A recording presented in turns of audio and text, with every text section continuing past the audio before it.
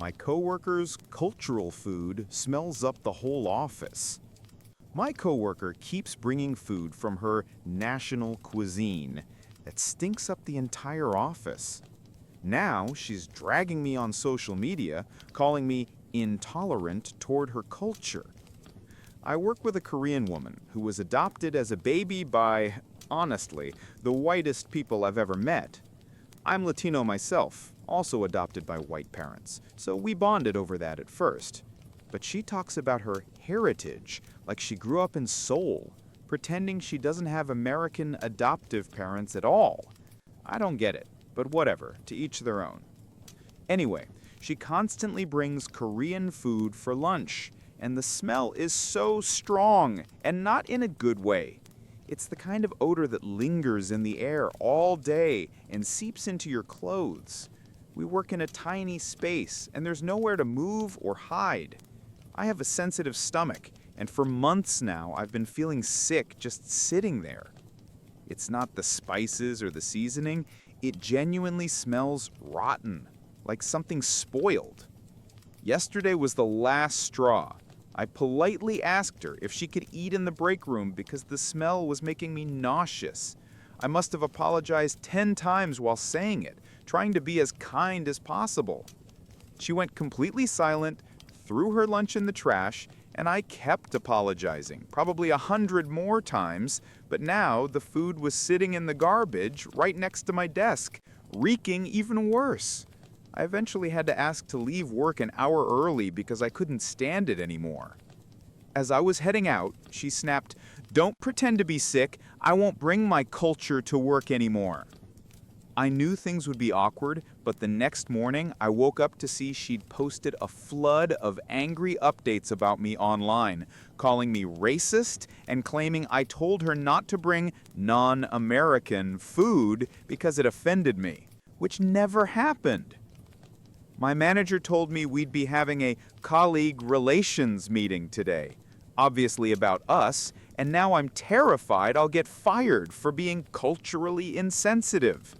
I tried apologizing again and explaining that it must have been a misunderstanding, but she burst into tears, saying insulting her national food was the most offensive thing anyone had ever done to her, and that she now feels unsafe working with me. Then another coworker, the one I mentioned before, told me my comparison to someone bringing tuna sandwiches was inappropriate because tuna isn't tied to a culture. He even added that maybe my nausea was a subconscious form of racism. I honestly don't even know how to process this. I feel like I'm losing my mind. I never meant to offend anyone. I just couldn't stand the smell anymore. Comments and context. After everyone started calling me racist, I Googled if it's even possible to physically get sick psychologically from smells you associate with stress. Have you ever dealt with people who make you doubt your own sanity because they take everything so personally? We don't even have a proper HR department, just a general manager who already knows what's going on. The meeting's scheduled for 3 p.m., so we'll see how it turns out. She's clearly worked up, and I'm not sure the manager even wants to deal with this drama. For the record, it's not like she pretends her adoptive parents are Korean, but she constantly talks about her biological parents as if they were her real ones, and about Korea as if she grew up there. That's literally all she talks about. Her desk is covered with spiritual items she says came from her birth parents, though they're all clearly ordered online. Her adoptive parents have visited our office before. They're the sweetest, kindest people, but she treats them politely, like acquaintances, addressing them by first name. She's 26. She's never met her biological parents. She was adopted when she was about a year old and hasn't been to Korea since. Yet she acts like she's a first-generation immigrant, pretending the people who raised her don't even exist. I never said she couldn't eat what she wants. I just politely asked her to follow the same basic courtesy everyone else does. Don't bring strong-smelling food into a shared workspace. Why does that make me the bad guy? Just because I don't want to sit in a cloud of stench all day? It's a shared office, and we literally have a designated lunch area for this exact reason. I honestly don't understand what I did wrong. More details. Yesterday's food looked like fettuccine alfredo made with rice noodles, but it smelled like soured milk. And it's not even about fish. I go fishing myself and have no issue with normal seafood smells. I mentioned tuna as an example of a strong smell that isn't cultural. Her food doesn't smell like fish. It smells spoiled, like expired cream or curdled dairy. Most of her meals are creamy too, so I really think she's using ingredients that have gone bad. It's not just a strong aroma, it's a disgusting one. I'd say the same about anyone's food if it smelled like rot. As I said before, it's not about ethnicity or culture. It's about the fact that her cooking literally smells like something died. Growing up, my best friends were Vietnamese, and sure, their food had strong aromas, but never this. I don't care where a dish comes from. I actually love Korean barbecue and eat at a local family-owned Korean restaurant often. Yes, it smells strong, but it smells good. This is totally different. Coworker reactions. Everyone else in the office heard our exchange. 3 other coworkers, who share our small workspace, told me afterward they completely agreed with me, and even thanked me for speaking up. My coworker's so-called traditional food makes the entire office smell awful. Now she's trashing me online, calling me intolerant towards her culture. So, I've got this Korean coworker who was adopted as a baby by the whitest couple you could imagine. I'm Latino and was also adopted by white parents, so at first we bonded over that. But she always talks about her Korean heritage as if she grew up in Seoul and pretends her adopted parents don't exist. I find it strange, but whatever, to each their own. Anyway, this coworker constantly brings food to work that smells so strong and so bad that the whole office stinks for the rest of the day. I've got a sensitive stomach, and it's honestly unbearable. We work in a tiny office, so I can't move away. The smell hits you in the face, and there's nowhere to escape. If it happened once a week, fine, I could live with that. But for months now, it's been every single day, and I'm getting nauseous just being near her. I need to clarify, it's not the spices or seasonings. Her food smells spoiled, like sour milk or rotten leftovers. Yesterday it was unbearable. I finally apologized and politely asked if she could eat in the break room instead, because the smell was making me sick. I would have said the same thing if someone brought tuna sandwiches. I must have apologized 10 times knowing she's sensitive about these things. She didn't say a word, just threw the food away. I apologized again, probably 100 times, but now her meal was sitting in the trash can right next to my desk, and the stench was horrible. I ended up leaving an hour early because I literally couldn't stand it. Before I left, she snapped, "Stop pretending to be sick. Don't worry, I won't bring my culture to work anymore." I expected it to be awkward, but the next morning I woke up to a dozen social media posts calling me a racist. She even wrote that I told her she couldn't bring non-American food because it offended me, which I never said. Now my boss has called a meeting about interpersonal issues at work. Obviously it's about us, and I'm terrified I'll be fired for being culturally insensitive. I tried apologizing again, explaining there might have been a misunderstanding, but she burst into tears and said insulting her national cuisine was the most offensive thing anyone had ever done to her, and now she doesn't feel safe working with me.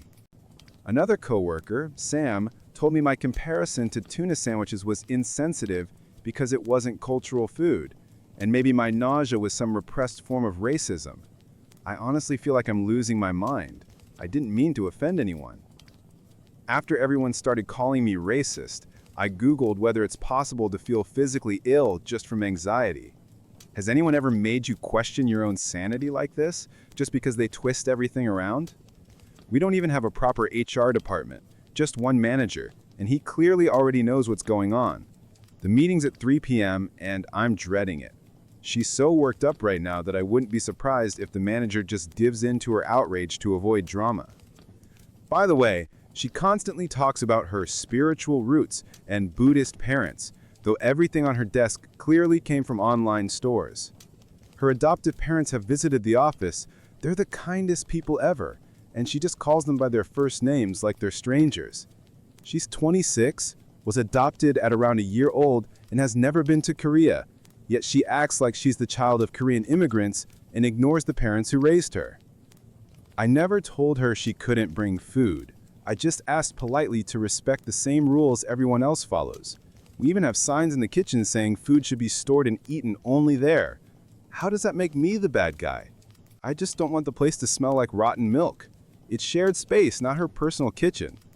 And just to clarify, I love fettuccine Alfredo, but whatever she made smelled nothing like that. It reeked like spoiled dairy. The other 3 coworkers in our tiny office all agreed and thanked me later for saying something. The only one defending her is her best friend, both in and out of work, and of course, he called me racist too. Everyone else is afraid of her because she takes offense at everything. People literally walk on eggshells around her. She's been lying online claiming I told her to go back to her country and insulted her family. I didn't even know what kind of food it was until she accused me of racism. But here's the kicker. During the meeting, my manager checked the security footage. We have cameras because we handle sensitive info. And guess what? There was nothing. Not a single thing I said or did could be considered racist. I was calm, polite, and respectful. Even crazier, the food wasn't Korean at all. It really was fettuccine Alfredo, just as I suspected. Turns out she thought I assumed it was Korean because she's Korean, got offended over that, and built this whole story around it. So yeah, she basically gaslit everyone, including me. The manager was surprisingly chill about it, even laughed a bit afterward. He said she'd be put on a 2-week leave while they figure out how to fire her without risking a lawsuit. He's also having her delete all the social media posts, or the company's legal team will step in. He advised me to consult a lawyer or even file for a restraining order, given how far this nonsense has gone. In short, no, I'm not the bad guy here. The food wasn't cultural, it wasn't discrimination, it was just bad fettuccine Alfredo. My cousin Julia, who was 27, started a relationship with my ex-boyfriend Louis, 29, about 2 years ago. Before that, I had been with Louis for 3 years. We got together shortly after he finished university, while I was still in my second year of college. Our relationship ended not long after I turned 20. To be honest, that relationship was far from healthy, and I regret that it was my first serious one as an adult. From the outside, everything looked perfect, but behind closed doors, it was the complete opposite. Louis was incredibly insecure and controlling. He limited almost everything I did, from going out with friends to simply talking to other guys. He constantly kept an eye on me, and whenever I didn't act the way he wanted, he would twist things, manipulate me, and make me feel like every issue in the relationship was somehow my fault. I was afraid of losing him, so I tried my best to keep him happy, but no matter what I did, it was never enough. Eventually, he broke things off, saying that things just weren't working, and immediately blocked me everywhere. I tried to reach out and fix things, but he completely disappeared. A couple of months later, I found out through mutual acquaintances that he was already seeing someone else. It made me realize how much time and energy I had wasted. We had no contact for years. Then, when I turned 25, he suddenly unblocked me and sent a simple happy birthday message. I ignored it, especially since I was already in a new relationship by then. Despite my silence, he kept messaging me until I finally blocked him myself. Months passed, and then Julia invited me over to her place. She said she wanted me to meet someone important, her boyfriend.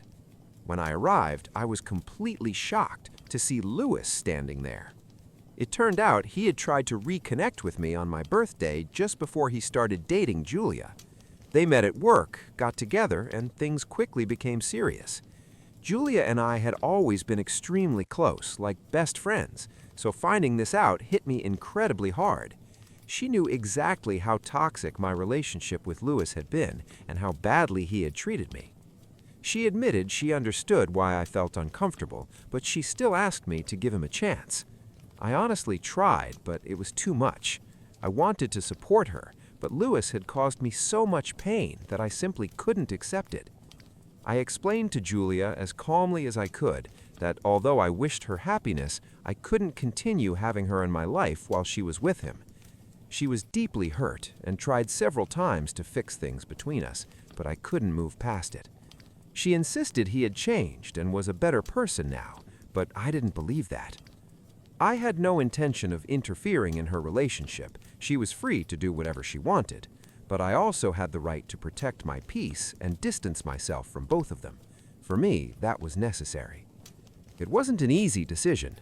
Julia wasn't just my cousin, she had always been one of my closest friends, but I chose my mental well-being. From that moment on, our communication almost completely stopped. Over the past 2 years, things between us became cold and distant. When she realized I wasn't going to reconnect, she pulled away as well, which I understood. We still saw each other at family gatherings, but we barely acknowledged each other. Before, we used to spend all our time together, talking and laughing. Now, everything had changed, and honestly, I had made peace with that. Everyone lives their own life. Apparently, Julia didn't see it the same way. She took it personally and decided to get back at me. She began spreading negative rumors about me within our family, trying to damage my reputation.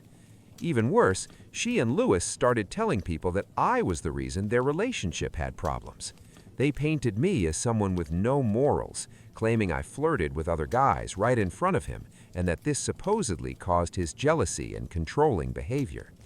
In reality, it was the opposite. He was the one who openly flirted with other women while expecting me to accept it. At the same time, he restricted my interactions with others and gradually isolated me from people I cared about through manipulation. It was painful to hear that they were trying to turn my own family against me, but honestly, I had my own life to focus on, and I didn't let it affect me too much. Most of my relatives didn't believe them anyway, so I chose not to respond. I knew that reacting would only give them what they wanted. I also knew that I could shut everything down easily. One honest conversation with my aunt would have been enough. Even though Julia and I were no longer close, I still had a strong relationship with her mother. My aunt is a federal judge, a strict, principled woman who always stands for what is right. But I chose not to involve her. I knew it would create serious consequences for Julia, especially since she relied on her mother financially. She had recently started her own jewelry business, which, from what I heard, wasn't doing particularly well. I didn't want to escalate things over something so petty, so I stayed silent. At some point, the situation even became a bit absurd. My other cousins would occasionally tell me the latest rumor Julia had come up with, and it almost turned into something I could laugh about. Then, about 6 months ago, Julia and Louis got engaged and set a wedding date. Shortly after, my parents received an invitation. I did not. And honestly, I was perfectly fine with that. I wasn't expecting to be invited, and even if I had been, there's no way I would have gone after everything that had happened between us, especially considering Louis was involved.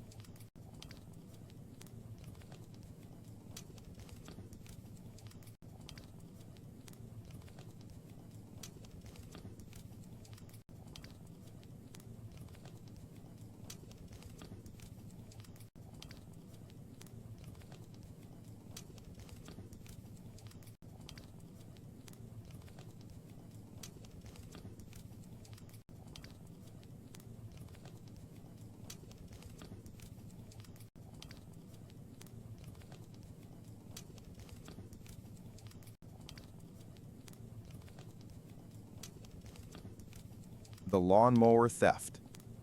A guy from a lawn care service stole my lawnmower and disappeared. I occasionally hire local workers through a third-party app to mow my lawn. I've never had any issues, until recently, when I decided to mow it myself and realized the mower was gone. I usually keep it on the back porch.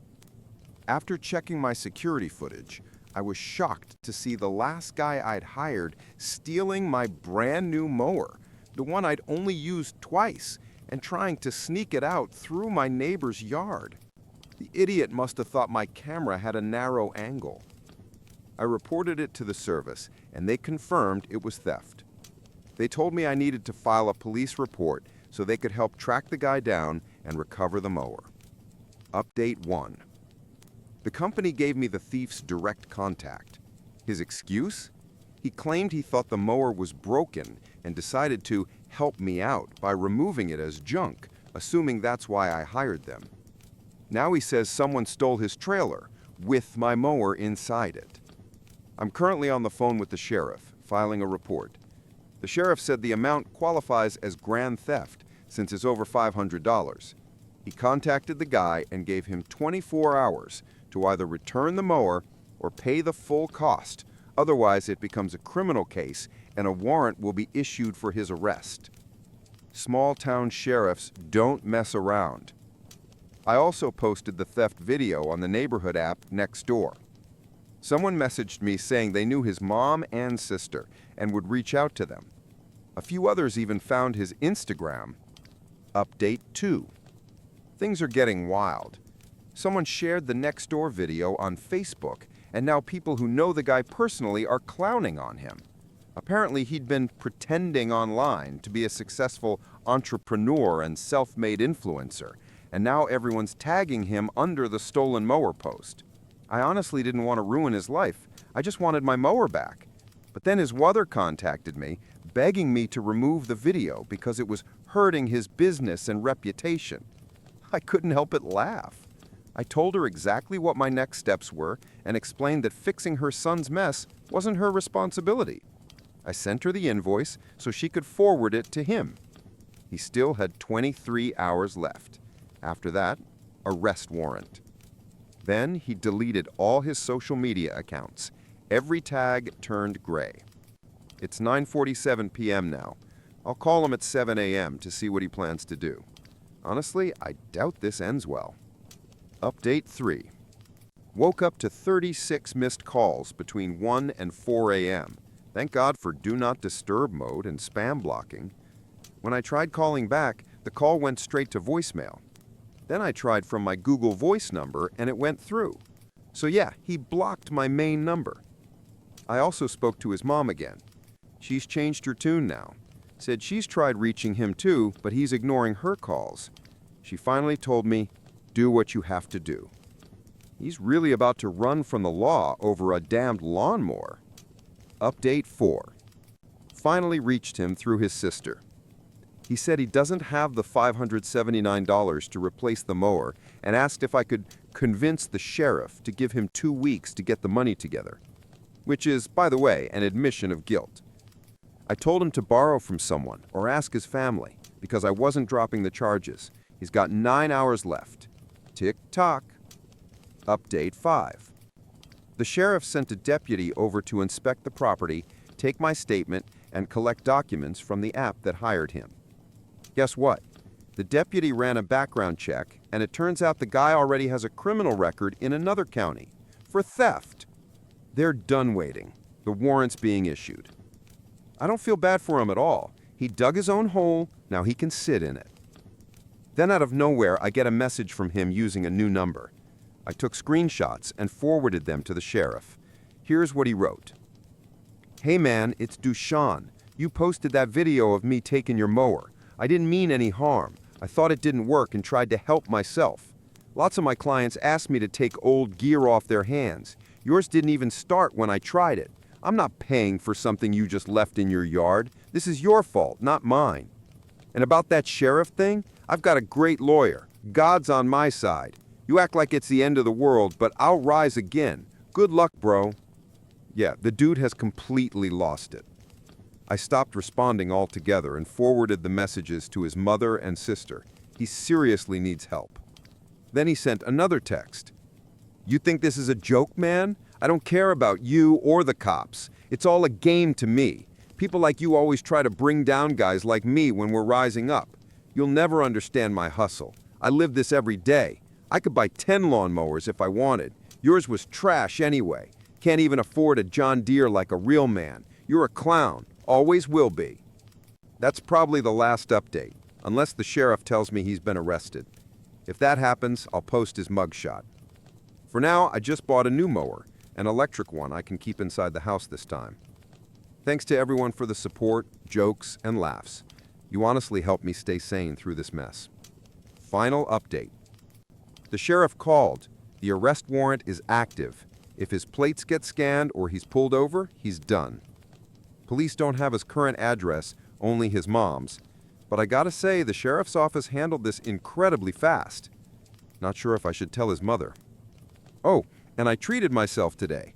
Bought a new electric mower with a leaf blower, trimmer, and quick charger. It's quiet, clean, and stays in my garage. A corporate lawyer friend read the service's terms and told me I have a solid case. He's taking it pro bono. He even thinks the company will settle out of court to avoid bad publicity. And get this, someone said the thief is in Texas now. Looks like the guy really ran off over a lawnmower. The client who demanded my personal number and blamed me for losing his job. I work as an insurance adjuster handling auto claims. One of my recent clients decided that his bad luck was entirely my fault. He filed a claim late in the evening after our office had closed, and I called him first thing the next morning. I had only the information he provided, nothing more. I warned him right away that his car might be considered a total loss, depending on the damage. He immediately exploded, shouting that he didn't want his car written off and that I was not allowed to move it anywhere for inspection. As I started to calmly explain alternative options, he began yelling, insulting me, and demanding that I just issue the payment. If only it were that simple, my job would be a lot easier. I explained that, under his insurance policy, we are required to inspect the vehicle before processing any payout to determine whether it's repairable or totaled. He kept arguing, so I told him I'd end the conversation and try again once he'd calmed down. I hung up and went to a meeting. Meanwhile, he started spamming our customer service line, calling over and over again, harassing at least 4 different agents, refusing to hang up until I personally answered. I told them I was in a meeting and wouldn't be available for about half an hour. He stayed on the line for several minutes, hung up, then called again. When I finally got the chance to return his call, I suggested we contact his auto repair shop and ask them to send us photos so we could make a preliminary assessment. He snapped that he'd already sent them last night. I explained there were no attachments in his email and that we needed specific photos to properly evaluate the damage. Then he said it was my job to call the shop and request the pictures, which, ironically, was exactly what I had just proposed. After that, he demanded my personal phone number. I told him I don't have a company cell phone. He insisted he needed to reach me over the weekend. I refused. He repeated the demand several times, then demanded to speak with my supervisor. I told him she was aware of the situation and would contact him when available, but that I couldn't share her private number. He ordered me to make her call right now. I reminded him she's my supervisor. I don't control her schedule. When he tried to keep me on the line until his demands were met, I told him there was nothing left to discuss and ended the call. Later, I phoned the repair shop and the employee there was rude as well, claiming I was interfering with a good man's job and wasting their time. I politely asked them to just send me the photos by email so we could move forward, and they promised to do it. My last name is rare and included in my email address, so I spelled it out several times. But 2 hours before the end of the workday, no photos had arrived. I emailed the client to let him know, and he said he'd call the shop himself. 5 minutes before closing, I tried the shop again. No answer, no voicemail option. I sent the client another message saying, "Photos still haven't been received, so your claim will resume processing on Monday." He responded by accusing me of working in a different time zone, saying it was unfair because I had 3 extra hours. I corrected him, it's just 1 hour, and pointed out the shop had the entire day to send the images. Then he announced that, since he didn't have rental coverage, he'd lose his job on Monday, and that would be my fault. Right, so his employer is so heartless they'd fire him over missing 1 single day. Maybe he should be talking to a state's labor department instead of me. He then circled back to demanding I just approve the claim, insisting I was deliberately delaying the process to make his life miserable. I wonder what he thinks happens to adjusters who ignore procedure and pay out claims illegally. Spoiler, we don't get cookies. We can actually be fired, fined by the state, or even prosecuted. The company could also sue us for wrongful payout. And if a client knowingly cashes a check for a claim that wasn't valid, they can be charged with insurance fraud. We'll see what happens Monday. My supervisor has been reviewing my notes and listening to call recordings, and I suspect she's preparing for a very fun conversation with him, especially since every abusive call is recorded. Update 1. Nothing major yet, surprisingly. The client's gone silent, which honestly worries me more than constant shouting. My supervisor left him a voicemail yesterday, but he hasn't called back.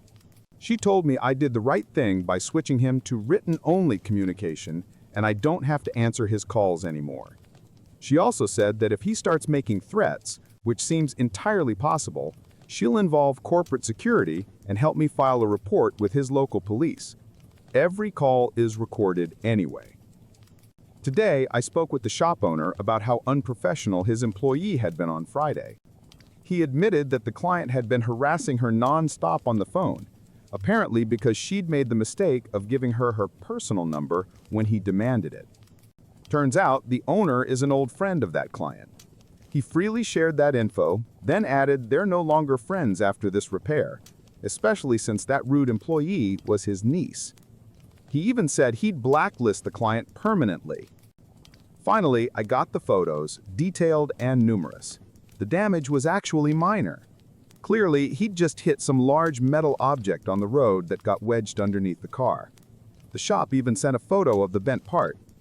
And yes, you all were right, he had a large aftermarket accessory installed that wasn't covered by his policy. It's a custom roof on his pickup truck, but it wasn't damaged anyway. Even if it had been, we wouldn't cover it. His policy doesn't include custom equipment. I sent everything to our special investigations unit. While they agreed the client's behavior seemed suspicious, there wasn't enough evidence to open a full fraud case. And since it was a single vehicle accident, we're obligated to cover the repair, even if he wasn't entirely honest about what happened. Some states allow denial if a client lies about the cause, but unfortunately, not this one. I emailed him to confirm we'd received the photos and were coordinating with the shop. He never replied. Total silence. Absolute silence. Either he's truly ashamed of his behavior, which would be the right reaction, or he's like a ticking time bomb, waiting until the end of the week when I'll be swamped with work so he can explode again and tell me how I cost him his job. We'll see. This will probably be my last update, but if anything else happens, I'll post again. Huge thanks to everyone who supported me. You helped me realize I'm not crazy or overly sensitive. And to those who say, it's your job, you're trained to handle this, let me be clear. First, no, nobody trains you to deal with this level of insanity. Second, my job is to fix cars, not to tolerate verbal abuse and unhinged tirades. Let this be a reminder to everyone, be kind to people, especially to the faceless voices on the phone who are just doing their jobs. Second update. Thank you all for the kind messages and support. A few people asked how it all ended, so here's what happened. The silence didn't last long. Turns out the client really was a walking time bomb. The repair shop sent me all the information I needed to finish the preliminary repair estimate. The shop owner explained they'd probably find more damage once they started working and would contact me for updates. He apologized again for his niece's behavior during my first call and said he's no longer friends with that client. Our special investigations team reviewed the case and concluded there wasn't enough evidence to call it fraud, so that was that. I emailed the client asking where he wanted the payment sent, directly to him or to the repair shop. He immediately demanded a call, claiming he disagreed with the estimate. Here's how auto insurance payments actually work. The company first creates a preliminary estimate based on visible damage. An initial payment is issued to start the repair process. The shop and insurer stay in touch. If more hidden damage is discovered, additional payments are made later. Simple enough, right? Not for this client. He started yelling that the shop's estimate was $7,000, but we were only paying $6,500. I explained that we're happy to work with the shop and pay more if new damage is found, but the insurance can only cover verified damage. I also mentioned that we keep policy prices fair by aligning payouts with shop estimates and avoiding unnecessary overpayment. He didn't let me finish. He screamed that I'd cost him his job and now was refusing to pay what the shop demanded. I clarified that no one was refusing payment, it was just the first installment, and I only needed to confirm where to send it. Then I warned him that if he kept talking to me like that, I'd end the call. His response? Of course you will. No hint of reflection, no apology, acting like a spoiled child, though he's almost 40. I tried to continue, but he kept shouting over me, saying disgusting things about me and my family. Finally, I said, "Do you really want to finish that sentence on a recorded line that dozens of people might hear later?" He paused for a second and then said, "I hope your husband rapes you and leaves you." Yes, he really said that. I'd recently gotten married, and IT was in the middle of changing my name in our systems, so some programs showed my maiden name and others my new one, meaning I had to explain it constantly. I'd even explained it to this client earlier, so he knew he was saying that to a newlywed woman. I admit, I lost my professional tone for a moment. I told him, "Sir, throughout this entire process, the only thing preventing your car from being fixed is you. The way you've treated me, my coworkers, and the shop employees is appalling. You should be ashamed of yourself. You haven't said a single kind word to me. Working with you has been an absolute nightmare. Now you're spewing vile comments about my personal life, even after I told you last Friday that it was none of your business when you demanded my personal number. And now you're insulting my husband, someone you've never met and know nothing about. My husband is a far better man than you'll ever be, even though he's half your age. At least he knows how to treat people with respect, even in tough situations. I genuinely pity your wife if she has to live with someone like you. At least my husband doesn't have to force me to sleep with him. The fact that your mind went there immediately says everything about you. Maybe try fixing your own home before meddling in other people's lives." He cursed at me a few more times, and I ended the call, because honestly, they don't pay me enough to take that kind of abuse. He called customer support again and made another representative cry. I took over the call once more and told him he was now restricted to written communication only. I wouldn't answer his calls again, only emails or messages. Then I hung up. I thought that was the end, but apparently he still had my supervisor's contact info from Monday and called her directly. She phoned me afterward and told me what happened. He claimed I'd accused him of sexually assaulting his wife just because he asked about the estimate I supposedly prepared, even though I don't do estimates at all. That's a different department. He said he only wanted to clarify next steps when I hung up. Thankfully, my manager had already listened to all our recorded calls and didn't believe a word he said. She put him on hold, pulled up the recording, listened again, and then tore into him for the things he said to me. When he tried to justify himself by saying I was rude, she shut him down immediately. She told me I'm one of the top specialists in the department with the highest customer satisfaction ratings. She'd seen me calmly handle incredibly difficult clients, and that he was the first person ever to make me lose my composure. Then she told him that from now on, his account would officially be limited to written communication only, something I had already requested with her earlier. She warned him that if she heard about one more case of him verbally abusing an employee, she'd escalate it as a harassment case. Unfortunately, we can't fire him as a client. He still pays us money, and upper management only cares about revenue, not what we go through. Hopefully, this pushes him to cancel his policy and become someone else's problem. I asked my supervisor if I'd face any disciplinary action for that call. She replied, "What call? I didn't hear any call, and I certainly couldn't delete a recording if it didn't exist," basically covering my back in case he tries to complain further. I sent the repair estimate to the shop with instructions on how to request additional payments if new damage is found. Then the client emailed me again asking me to send the payment directly to him. Apparently, he called the shop afterward and got into a screaming match with them too, because soon after he wrote, "Send me the money, the shop pissed me off." So I did, but made the check payable to both him and the lien holder, meaning he has to get it endorsed by the shop before cashing it. And of course, it's going by regular USPS mail, not express delivery. Finally, I closed the case. Still, I can't shake the feeling that this isn't over yet. If anything else happens, I'll let you know, but thankfully, I'll never have to speak to that man again. Once again, thank you all for the support. My ex-wife cheated on me, then tried to become a copy of my new girlfriend after her lover cheated on her. My ex-wife, she's 48 and I'm 47, left me for a man who was actually married to her best friend from high school. Yeah, great friend. We've been married for 20 years, and I thought we had 2 kids together. Recently, I found out the younger one isn't biologically mine. She's his. My ex knew it from the start and kept it secret all these years. My name is still on the birth certificate, though, and I plan to fight for custody because that little girl is my daughter, not by blood, but by everything else that matters. Apparently, their affair had been going on for a long time. Finding out felt like being punched in the gut. When I asked her to choose him or me, she said him. Why? Because, in her words, he can go for a second round right after sex. That was it. That was her reason. She didn't care that I worked 2 jobs to pay for her college, that I gave up my dream of becoming a musician so she could stay home with the kids.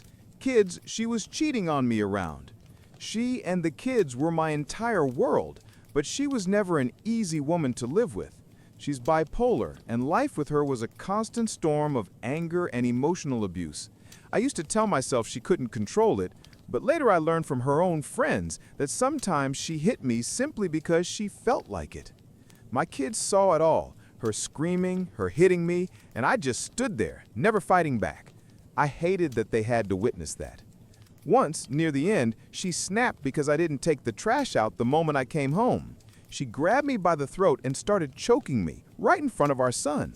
I managed to say, "He's never going to forget this."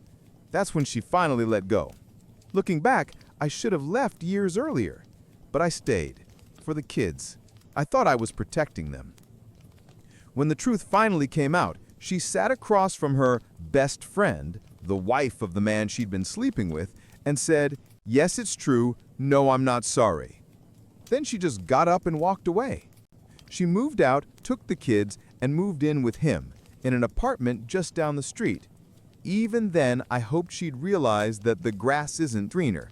After all, this guy had cheated on his wife before, several times, and she knew that. I waited that entire first year thinking she'd come back. She even kept a spare key to our place, and I thought maybe she held on to it because she knew she'd return one day. But by the end of that year, things got ugly.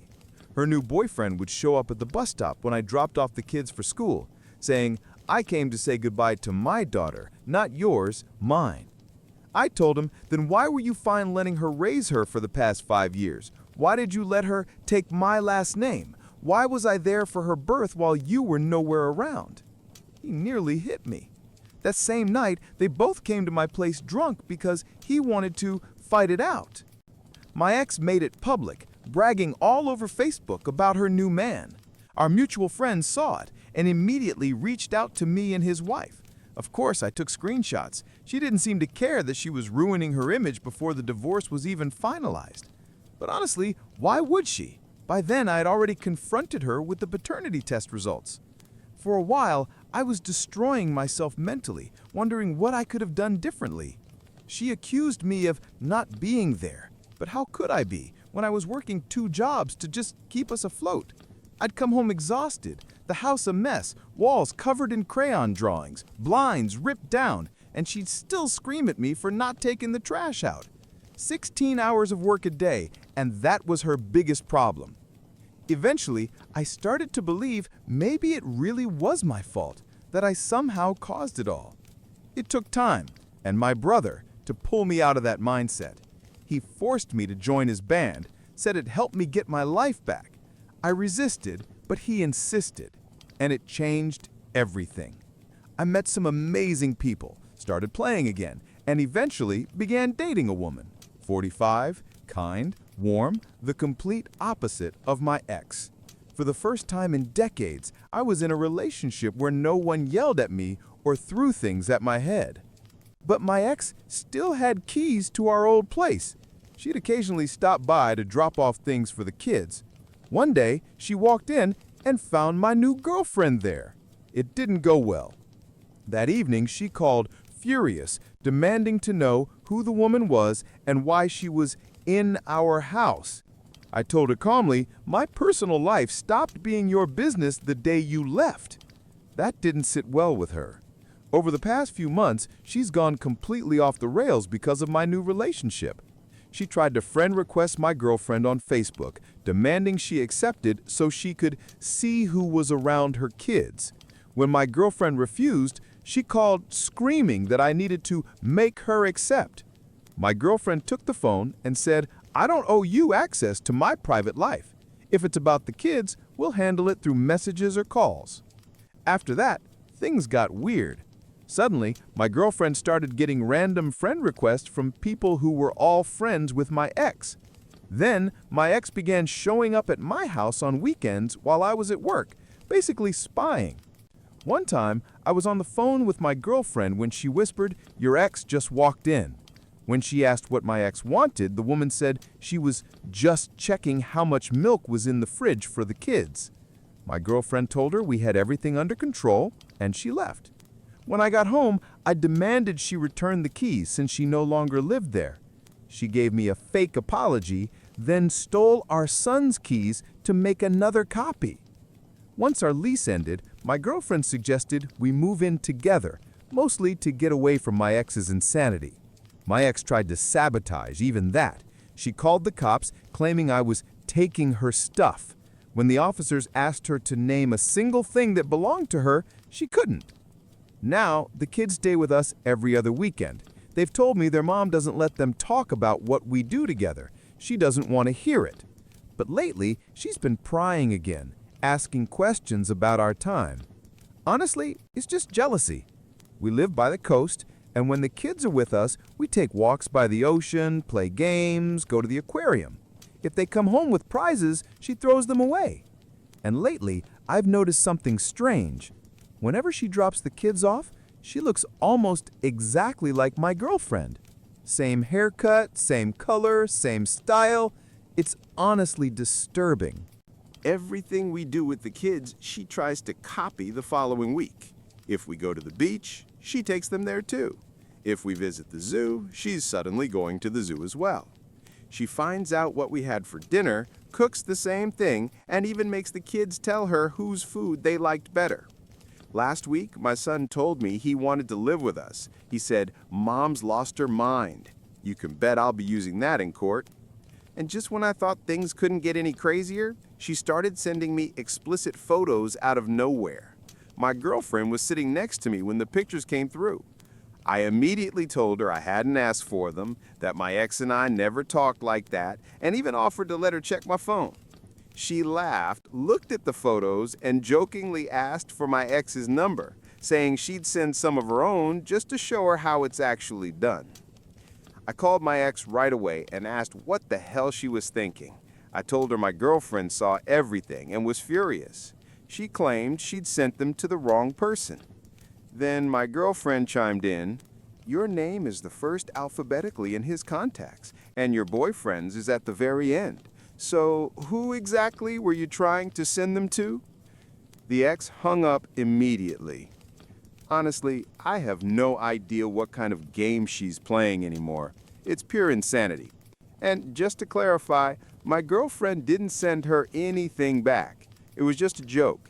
She said she'd show her how it's done because those photos were laughably bad. Mirror selfies, no shirt, duck lips. My girlfriend just rolled her eyes at the lack of imagination. I don't live in the old apartment anymore. After I took back the keys, she used our sons to make herself a copy and kept breaking in. So I moved in with my girlfriend. The ex doesn't have access now. The kids don't have keys either for that exact reason. I'm currently fighting for custody. It's not easy since I'm not my daughter's biological father, but my name's on the birth certificate, which gives me legal rights. The ex has been prescribed medication, but I doubt she takes it. Whenever the kids come over, I check for bruises just to make sure no one's hurting them. Apparently, she even hit her boyfriend once, and he punched a hole in the wall, warning her that if she tried that again, he'd fight back. Comment: from what you've described, your ex sounds completely unstable, maybe even dangerous. You should talk to a lawyer and see about getting a restraining order. Update 1. Last weekend was my daughter's 6th birthday. It wasn't my scheduled time with the kids, but to my surprise, my ex asked if I wanted to have them for her birthday. Of course I said yes, and she even let me keep them for 2 extra days. I figured she and her boyfriend probably had plans and just wanted some kid-free time. But here's the weird part. This was the first time her boyfriend could have celebrated his own biological daughter's birthday, and instead, he just handed her off to me and my girlfriend. Tell me that's not messed up. Comment: he's a disgusting coward, the kind of man who got another man's wife pregnant. Don't expect him to act like a responsible adult. Keep a record of his neglect. It might help in court. Poor little girl stuck between terrible adults. Update 2. Looks like karma finally caught up to my ex. On Saturday night, I got a furious text from her saying I hope I was happy because I won. I know I shouldn't have replied, but I asked what she was even talking about. She sent a bunch of nonsense and then told me to go ahead and gloat, said I'd probably enjoy it even more since it's my fault something bad happened to her. I asked what exactly she meant, but instead of explaining, she went on a drunken rant about how all men are pigs and can't be trusted. That's when it hit me. She was drunk again, and her boyfriend had cheated on her. I didn't say a word. You can't reason with her when she's like that. I just read the messages, realizing she finally got what she deserved. She left me for my married friend, the same guy who'd already cheated on his wife multiple times. She was affair number 3. When I reminded her that the day she left, she said, "I know what I'm getting into." Well, turns out she didn't. She thought she'd be the one who'd change him. Guess not. When she ran out of insults for me, she turned her attention to my girlfriend, said I was ugly as hell and that I could have any woman, but chose a monster to replace her. My girlfriend is gorgeous, inside and out, and her ex clearly can't stand it. She's been obsessed, copying her looks, stalking her online, trying to provoke jealousy. Then she said something even more ridiculous. Claimed I didn't actually love my girlfriend because it's impossible to fall in love with the first woman you sleep with after losing me. We'd been separated for a year before I even met my girlfriend, and it took me a long time to trust again. That trust, she earned it. Then my ex accused me of being with my girlfriend only because I lost my old apartment and was mooching off of her for a place to stay. She said, "You're just pretending to love her because you're homeless." For the record, I had my own place, across the street from my ex. She intentionally rented nearby so I'd have to see her new boyfriend every day. When my lease ended, I moved in with my girlfriend and found work near her place. It was obvious she was trying to start a fight, but I didn't give her the satisfaction. And just when I thought her insults couldn't get dumber, she said, "I'm sorry I wasn't enough for you." God, I wanted to scream. You left me. Did she forget who walked out and replaced who? She dumped me for a married man who cheats constantly. What a prize. Then she went back to insulting my girlfriend, saying we both knew deep down I still wanted her and that my girlfriend couldn't compare. That's when I'd had enough. I told her to contact me when she sobered up and turned off my phone. A few hours later, my girlfriend came home and asked what happened. I handed her my phone and said, "Read it for yourself." She read the whole thing, laughed, gave it back, and said, "Looks like he cheated on her." I nodded, and she was right. She told me my ex's narcissism explodes when she's drunk, and that she's just angry she can't come over and sleep with me out of revenge. Haven't heard from my ex since. I guess, like always, the next day she reread all her messages, realized what she'd done, and felt like an idiot. Still, I'm sure she's back with him again. She just can't stand being alone. I'm so glad your new girlfriend just laughed it off. She sounds amazing. Definitely a huge upgrade from your ex. Yeah, my girlfriend's incredibly calm and grounded. It's strange, but refreshing. I got so used to my ex's constant explosions that this peaceful vibe still throws me off sometimes. You reap what you sow, man. Karma really knows when to show up. Just keep living your life. Looks like revenge really is a dish best served cold. Your ex sounds either completely toxic or straight up unhinged. Do you think that was a manic episode? I just hope the kids are safe. Can you get full custody? Yeah, I'm already fighting for custody. And I saved all those messages. Another reason why I didn't snap at her. My ex got cheated on by the very same guy she left me for. No surprise there. 3 days later, they were back together again. She literally has nowhere else to go. Now, she's stuck with him. Since then, apart from signing some divorce papers and the occasional text about the kids, I haven't heard a thing from her. And honestly, thank God for that. Still, I'm sure she's back with him again. She just can't stand being alone. This Halloween, my brother's band got invited to play at a friend's annual event. They've been performing there for years. It's sort of a tradition now. My ex used to come with me before everything blew up, but last year she skipped it. That was around the time I found out she'd been sleeping with her best friend's husband and that my 6-year-old daughter was actually his child. This year, no one invited her, but she showed up anyway with the same guy she cheated on me with. I was furious. The event is strictly 18 plus, and she knew that perfectly well. I'm convinced she brought the kids just to get me kicked out. Security told her she couldn't bring children inside, but she stood there making a scene. Eventually, security came to me and asked if I could escort them out, and she immediately started yelling that I care more about some stupid party than my own kids. My friend, the event organizer, came over and said she could stay for 2 songs. Then she'd have to leave or he'd call the cops. I told him not to give in to her drama, but he said he was only doing it for the kids' sake. The night turned into a disaster. I was on stage most of the time, so I couldn't see what was happening in the crowd, but I heard bits and pieces between sets. Turns out my ex tried to start something with my girlfriend, and it did not end well for her. My girlfriend shut her down instantly and told her to stop using the kids as weapons. A lot of people saw it happen. When I finally got off stage, multiple people came up to me to explain what had gone down. My ex was glaring at my girlfriend from across the room, full of rage. And then, my daughter finished it off. She yelled across the whole hall, "I have 2 dads, my dad and mommy's boyfriend, who's my real dad." The room went silent. My ex turned beet red, hissed, "Thanks for embarrassing me," and stormed out. But my son refused to leave with her. He clung to me, crying, begging to stay. Her boyfriend eventually walked up to my girlfriend and asked if the boy could stay with us. She agreed, and even arranged with my friend to let him hang around until the end of the event. Later, we took him home with us. That entire night was pure hell. I must have apologized 1,000 times to my friend, my girlfriend, even my son, for dragging them into that chaos. I kept messing up songs during the set because my eyes were constantly scanning the crowd, terrified that another fight would break out. I didn't even know she had left the venue without her son until after our performance was over. When I took him home the next evening, she made sure to avoid seeing me. Her boyfriend came out instead, said she knew I'd be there and didn't want to talk about what happened.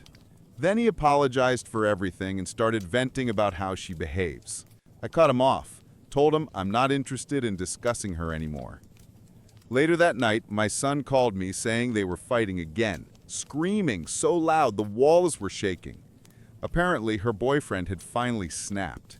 He told her she still wasn't over me and accused her of being obsessed with my life. According to my son, he yelled something like, "What pisses you off more? That he's moved on and you can't crawl back to him? Or that if you hadn't cheated with me, he probably would have left you for his current girlfriend anyway?" That's what started it all. I could hear them yelling in the background. I asked my son if I needed to come get him, but he said no. I stayed on the phone until things finally quieted down. So yeah, that's where things stand right now. The divorce is still not finalized, but I've moved on. I'm done mourning what I lost. I just want to get my kids out of that mess. And yes, I'm still fighting for custody. She's furious because she can't come back. If you ever hear them screaming like that again while you're on the phone with your son, call 911. Get those kids out immediately. Child Protective Services will at least remove them for the night, and one of those two will probably face domestic violence charges. She's getting exactly what she deserves. Cheaters are never truly happy. They live in the fog of their own lies, and when it becomes real life, all the ugliness surfaces. Your ex knows he cheated before and will likely do it again, but she's stuck with him now. She's drowning in the consequences of her own choices.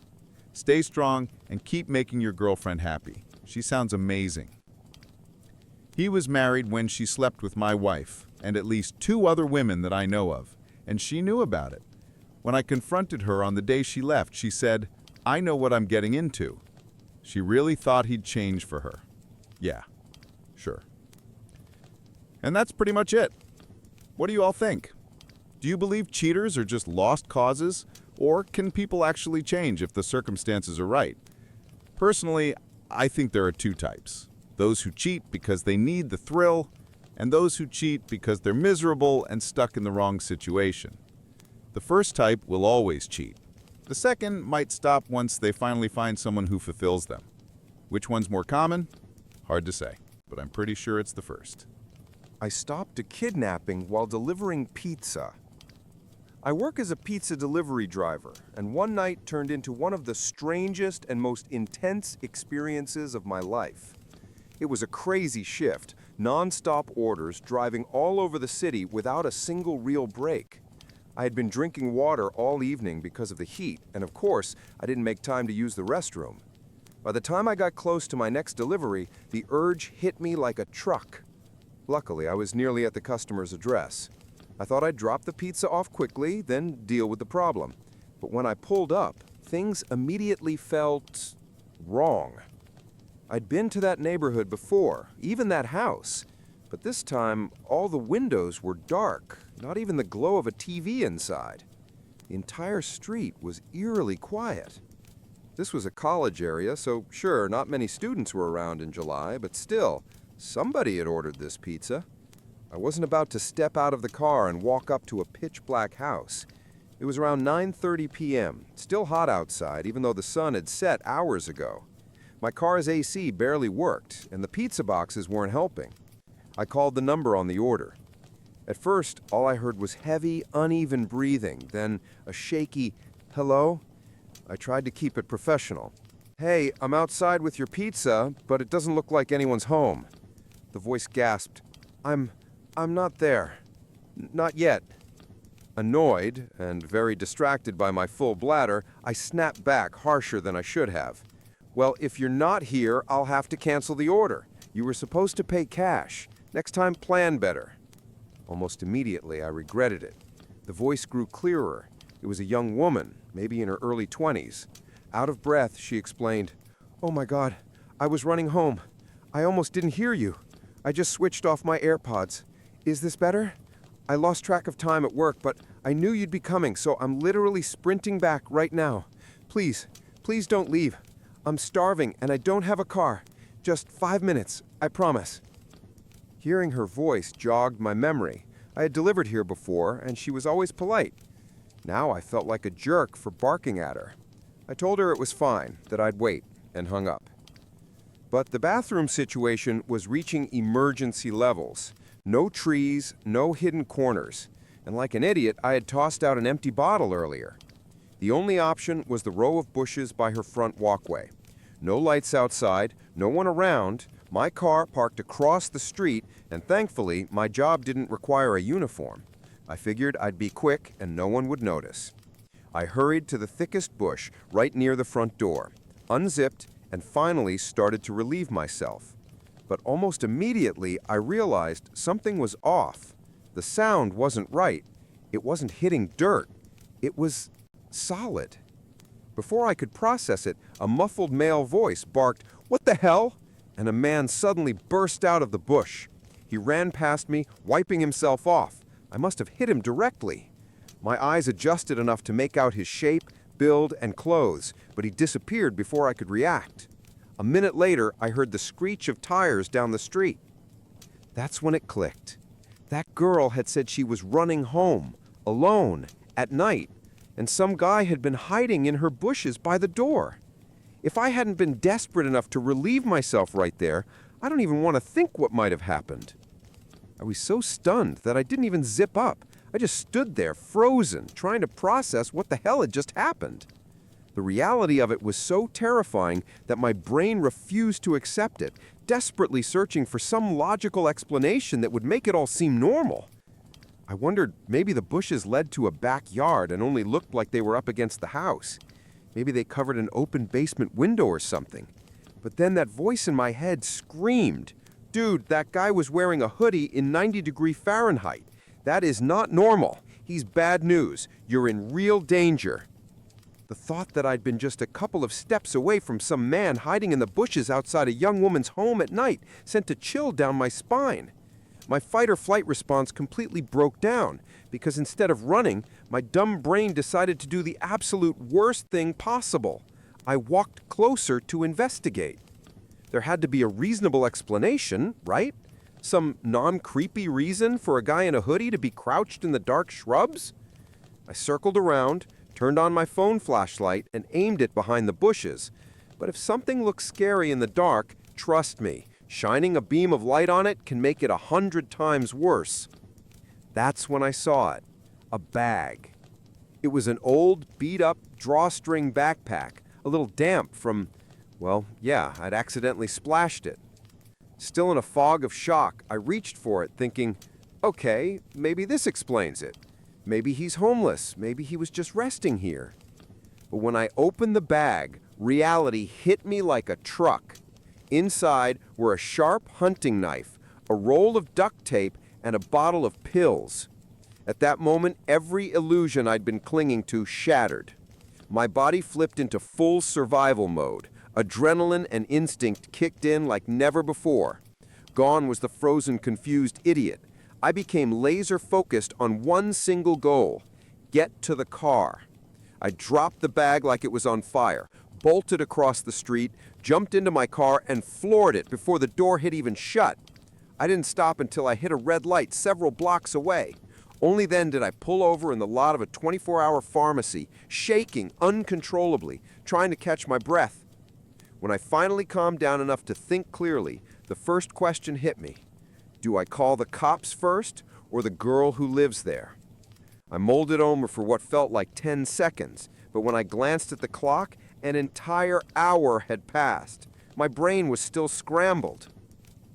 Eventually, I told myself, all right, I'm safe in my locked car with the engine running. If anything goes down, I can drive away. But she might not know what's waiting for her. So I started dialing her number. Then a horrifying thought stopped me cold.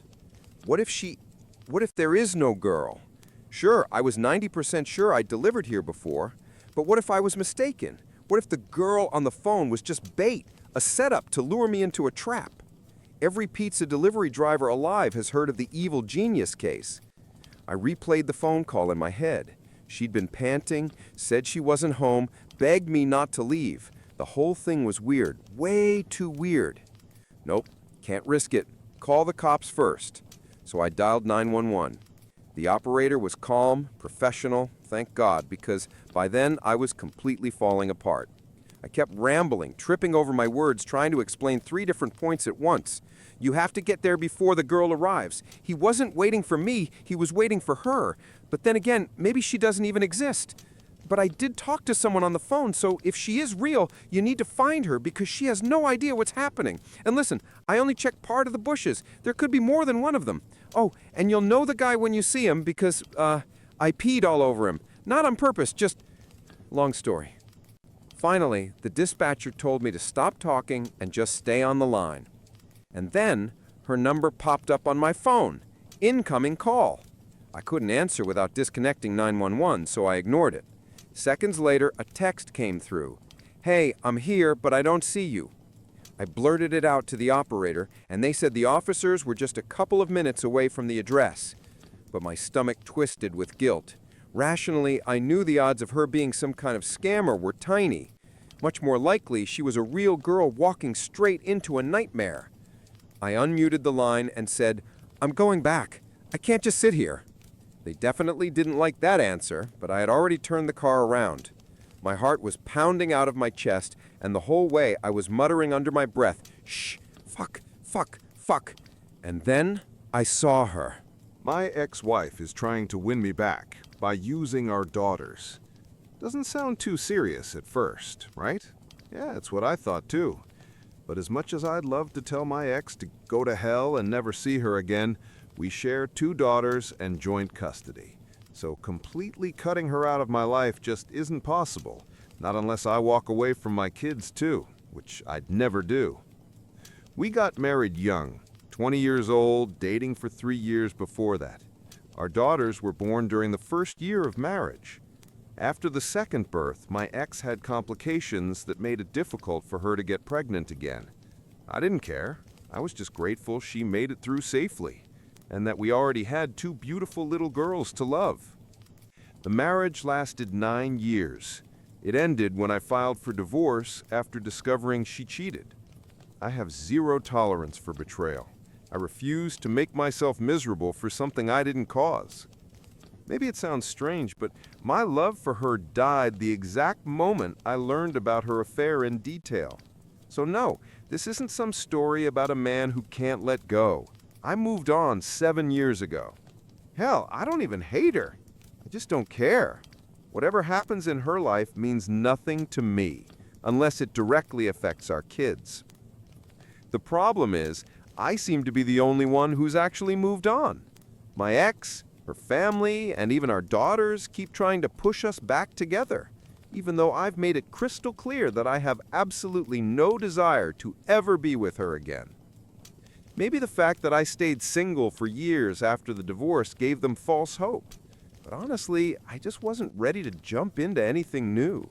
My daughters were my top priority. Plus, I had my own emotional mess to sort through after her betrayal, which, thankfully, I managed with help from friends, family, and therapy. My relationship with my daughters is great. We don't fight, we don't yell, and they're not rebellious or dramatic. Everything's been peaceful, except for one issue. They know their mother cheated. She told them herself about 3 years ago. Since then, I think she's been feeding them her version of events. I've asked her countless times to stop. It doesn't help anyone, least of all the girls. But instead of stopping, she just got sneakier about it. Since the divorce, she hasn't dated anyone, or even tried. I guess she thinks that makes her look noble. But honestly, I find it insulting. She could cheat on me while we were married, but now she's suddenly living like a saint? Whatever. That's her problem, not mine. For years, I could ignore the little comments my daughters made about their mom. How good she looks now, how happy she seems, the photos she just happened to show them where she's clearly dressed up to impress. But lately, things have gotten worse. Why? Because I started seeing someone. Clemence isn't the first woman I've dated since the divorce, but this is by far the most serious relationship I've had since it ended. She's 8 years older than me. We actually knew each other for about 4 years before anything romantic happened. We shared a hobby, became close friends, and eventually realized there was more between us. And yes, I genuinely love her. It even surprised me when I realized it. I honestly thought my ex's betrayal had broken something inside me, that I'd never be able to love again the way I once did. At first, my daughters didn't know much about Clemence. Just like my previous relationships, I kept things private, but eventually, they started coming home earlier than expected and began seeing her around. Nothing inappropriate ever happened, but soon came the sighs, the cold looks, and the questions. What is she doing here? Don't you think it's unfair to Mom? It was like they thought I was dating just to spite their mother. I sat them down for a serious talk, explained everything over and over, but it just didn't sink in. They're still clinging to some childish fantasy where their parents get back together. Clemence, thankfully, is incredibly understanding. She doesn't take it personally and keeps saying give them time. But honestly, I'm not convinced time will fix this. It hasn't yet, so why would it now? I've run out of ideas. That's why I'm asking for advice. Is there any way, any possible approach to help my daughters finally understand that I will never get back with their mother? Sounds harmless enough, right? Well, not really. As much as I'd love to tell my ex to get lost and never see her again, we share 2 daughters and have joint custody. So, cutting her out of my life completely isn't an option, unless I'm willing to lose my kids too. We got married young, both 20, after dating for 3 years. Our twin girls were born during the first year of marriage. My ex had some complications after that, which made future pregnancies difficult. At the time, I didn't care about that at all. I was just grateful she survived everything safely, and that we already had 2 beautiful little girls we adored. Our marriage lasted 9 years. It ended when I filed for divorce after discovering she had cheated. I have zero tolerance for that kind of betrayal, and saw no reason to keep suffering for something that wasn't my fault. Some might find it strange, but every ounce of love I had for her died the moment I learned the full story of her affair. So no, this isn't some sad tale about a man who can't move on. I did, 7 years ago. Hell, I don't even hate her anymore. I just couldn't care less what happens in her life as long as it doesn't affect our daughters. The real problem is that I'm the only one who truly moved on. My ex, her family, and even our daughters keep trying to reunite us, despite me being very clear that I have zero interest in ever being with her again. Maybe the fact that I didn't date anyone for years after the divorce gave them false hope. But honestly, I wasn't about to jump into another relationship that fast, especially when I had 2 girls to raise. They were my priority. Eventually, with the help of friends, family, and therapy, I got my mental health back on track. My relationship with my daughters has always been great. No fights, no yelling, no teenage rebellion. Yet, they're smart, kind, and we've always been close. But there's one big problem. They know their mother cheated on me because she told them about 3 years ago. Since then, I'm pretty sure she's been feeding them a twisted version of events. I've asked her countless times to stop dragging them into our adult mess, but she doesn't listen. She hasn't dated anyone since the divorce. Hasn't even slept with anyone, apparently. She thinks that makes her look noble. Personally, I find it insulting. When we were married, she was sleeping with someone else, and now she suddenly can live without intimacy for 7 years? Whatever, that's her problem. For years, I brushed off the occasional mentions of her looks or the photos my daughter showed me where she clearly dressed up just to make an impression. But things changed after I started dating again. My girlfriend Clemence isn't my first relationship since the divorce, but she's definitely the most serious one. She's 8 years younger than me, and we'd known each other for 4 years before we started dating. It grew naturally, from friendship into something deeper. And honestly, I love her. I didn't expect that. I thought my ex's betrayal had broken something inside me, that I'd never be able to love again. Turns out I was wrong. At first, my daughters didn't know much about my relationship with Clemence. Then they started showing up at my house earlier than scheduled, sometimes finding her there. We were never inappropriate, just living our normal lives. But soon came the questions, what is she doing here? Or, that's not fair to Mom. It's like they genuinely believe I'm seeing someone just to hurt their mother. I've had long, honest talks with them, but they just don't seem to get it. They can't let go of the fantasy that their parents might reunite someday. Thankfully, Clemence is understanding. She says the girls just need time. Oh, I'm not sure that will help. It hasn't so far. So yeah, I came online looking for advice. Maybe someone out there knows how to help my daughters finally understand that no matter what happens, I'm never going back to their mother. When I try explaining that you can't be faithful to someone you're no longer with, they just ignore it. I've begged my ex countless times to stop manipulating the girls and keep them out of our adult issues, but she doesn't care. At one point, I even considered going to court to get full custody, but was advised it probably backfired. The truth is, my daughters know why we divorced. They know their mother cheated. I usually don't recommend telling kids something like that, but mine are old enough now. The problem is that their understanding of the story is based entirely on her version, filled with excuses and self-pity. A year ago, I finally tried explaining my side, only to find out she had already told them years before, when they were around 13. They know what she did, but they can't comprehend it emotionally. To them, their mother has always been loving and caring. They can't imagine her cold and distant like she was during the affair. Back then, she completely shut me out. Not just physically, but emotionally. She stopped doing little things. Morning kisses before work, random hugs, shared jokes, all gone. I realized something was off and eventually, with a close friend's help, uncovered the truth. She had been giving all that affection to someone else. I'll never forgive that. My daughters don't understand why, and honestly, I don't want them to. No child should ever have to carry that kind of pain. So when they talk about regret, forgiveness, or getting back together, I just can't relate. Where was all that love when it mattered? Update. It's been a while since my original post. A lot has changed. My daughters actually found that post by accident. I had no idea they were even on that site.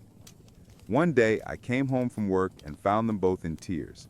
They ran to me, hugged me, and begged me to forgive them. Apparently, they'd read one of my comments and learned the full extent of their mother's affair and how deeply it hurt me back then. We went through a lot of therapy together. Honestly, I never blamed them. They were just kids, manipulated by their mother, who used their love as a weapon. After a few months of family therapy, the psychologist told us we no longer needed weekly sessions, just occasional check-ins. My daughters and I became closer than ever. Their relationship with their mom, though, took a hit, understandably. I told them not to dwell on her mistakes. I've long since made peace with what she did. That's also something we worked through in therapy. I eventually had a serious talk with my ex, made it absolutely clear that the getting back together nonsense needed to stop. Whether she listened or not, I don't know, but at least she stopped bothering the girls with it. Or maybe they've learned to tune her out. Either way, as long as my daughters are okay, I don't care what she's doing. As things settled, Clements and my daughter started bonding, really bonding. They started talking to her more, even asking her for advice on girl stuff. The first time I saw that, I nearly cried. Not long after, Clements and the girls surprised me. They organized a private dinner, just the three of us. Then Clements proposed to me. Yeah, she beat me to it. I was stunned, but happier than I had been in years. Not just because of her proposal, but because my daughters helped her plan it. We had a small, intimate ceremony with close friends and family, and now we're expecting a baby. My daughters can't wait to become big sisters, and I honestly can't wait to watch them spoil their new sibling rotten. I overheard my girlfriend mercilessly mocking me in front of her best friend, and it was brutal. My girlfriend's name is Jenna.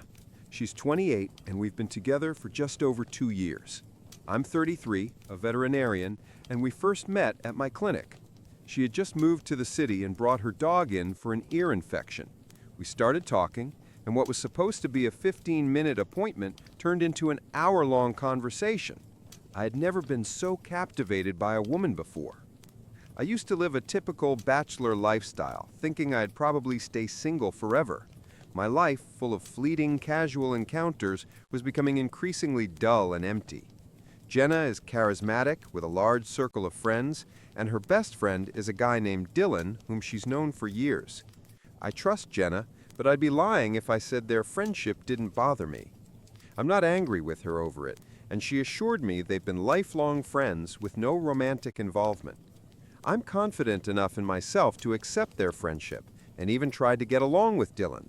He visited our city 3 times. He's a good guy, but it seemed like he didn't particularly like me. Jenna says he's just protective of her, but I think it's more jealousy than actual protection. Jenna had just finished graduate school this spring and was struggling to find work. We've been living together for a year, and I understand she couldn't yet contribute to rent or other expenses. I'm financially stable, so that wasn't an issue, but I didn't want my support to become an excuse for her to avoid seeking employment. I believe everyone needs financial independence, so I made it clear she should start paying half of the expenses once she got a job. On Monday, she messaged me that she had landed a job she really wanted after a tough interview. I was so proud of her that I decided to leave work early without telling her. I bought her favorite alcohol, picked up her favorite Chinese food, and a few weeks ago, I had bought her a necklace she loved in a shop. It had a small shark pendant, and she's obsessed with anything shark-related. I hid it in the basement, planning to surprise her later when she had forgotten about it. When I got home, I went through the side entrance to the basement to grab the necklace. As I climbed the stairs and opened the door, I overheard Jenna on the phone. Normally I wouldn't eavesdrop, but she was laughing until she cried. It sounded so sweet that I decided to wait until she finished the call to surprise her. She was talking to Dylan, which wasn't unusual. They spoke at least once a week. But then I caught what she was laughing about. It took me a few moments to realize she was mocking our intimate life. She said something like, "No, he doesn't even come close to my ex. My ex was at least 8 centimeters bigger. Every time I eat a tiny carrot, I feel sorry for him. It must be traumatizing to be bitten by the same size. It would almost be cute if it weren't so terrible. He has a great body until he takes off his boxers." There was a lot of laughter. Look, I don't care what strangers online think about my size, but what she was laughing at wasn't even true, which made it even more painful.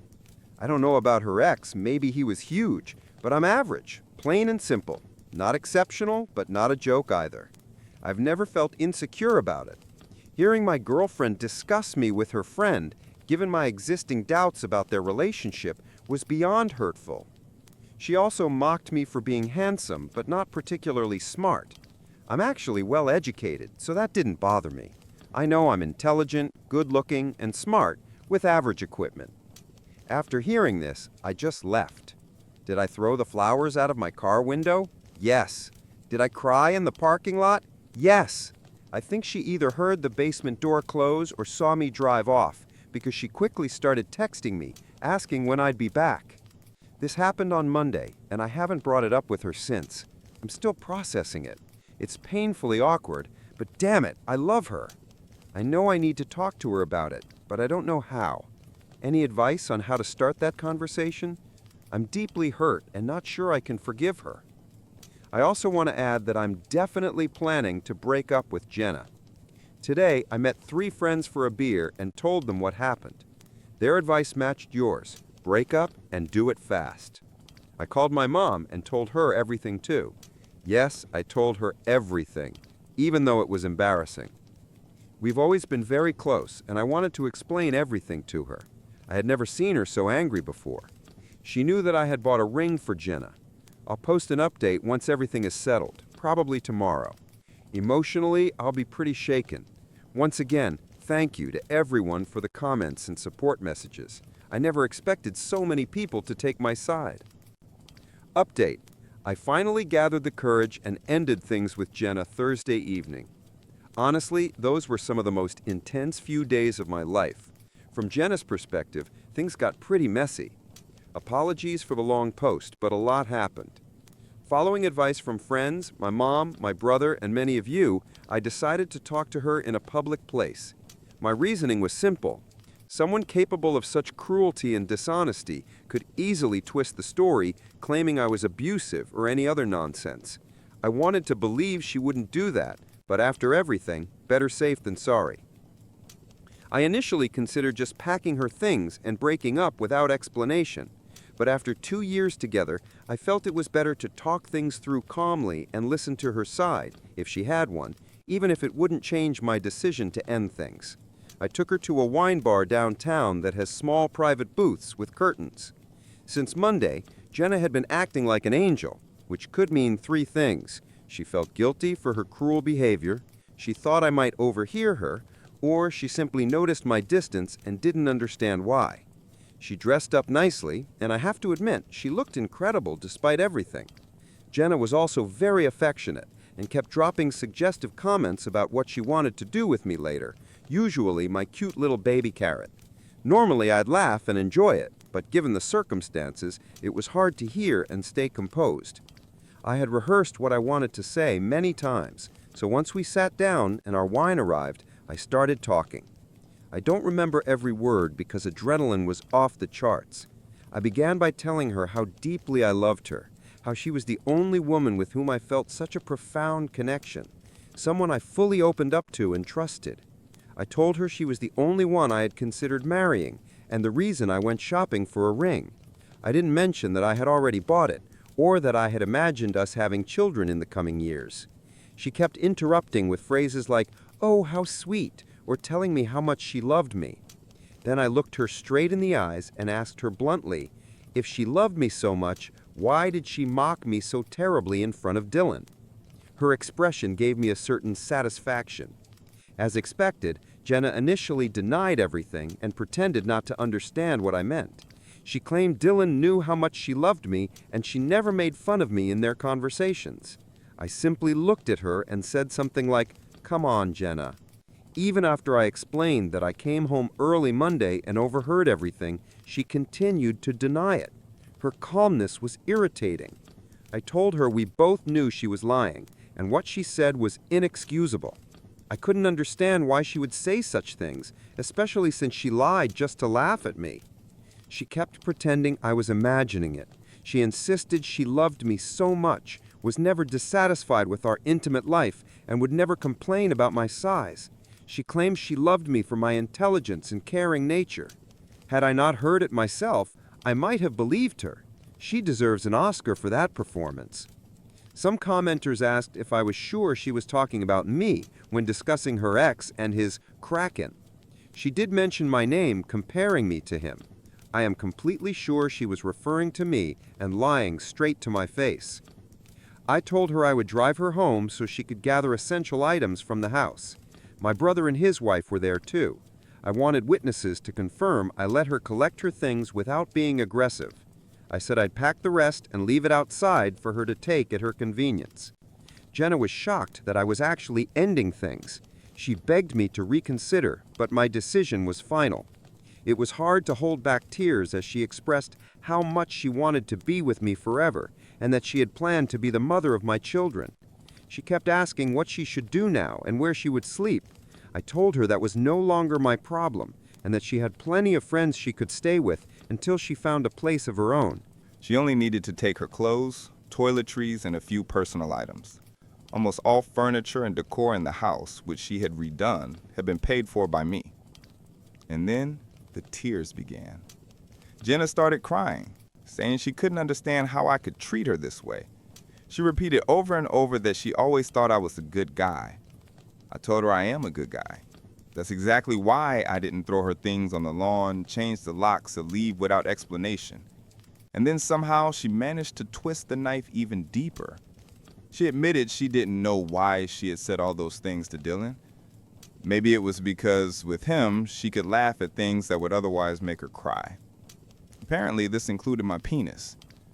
Normally, I don't stoop to sarcastic remarks, but I told her she was welcome to move back to her hometown and live happily with her ex and his 23-centimeter endowment. Seeing her tears vanish instantly was shocking. Clearly, in her eyes, I was a jerk, terrible with women, a failure, destined to be alone, with a tiny carrot down there. She said she never really loved me, that she saw me more as a friend and stayed to avoid hurting me.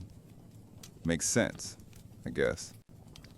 Then she said that if I ever proposed again, she would call me a loser and a jerk.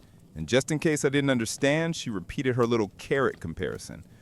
Oh, and apparently I'm doomed to die alone. I told her that dying alone is better than dying in a marriage with a woman who doesn't love or respect me. No joke. Then she just screamed, A long, unbelievably loud scream. Not even words, just pure noise. It was terrifying. After that, she ran out, calling me a disgusting pig. I had already paid the bill and apologized to the waiter for the drama. When I stepped outside, she was just standing there, crying. Even though what she did and said was awful, it still hurt to see her like that. I didn't want to just leave her outside in the cold, so I offered to drive her home so she could gather her things, but she had to stay somewhere else afterward. She agreed. The car ride was silent, incredibly awkward. When we arrived home, my brother and his wife were there.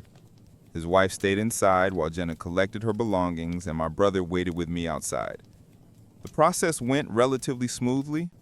I left her a note explaining that her things were on the porch and she could collect them anytime I was at work. I didn't hear from Jenna all day until it was time to come home from work.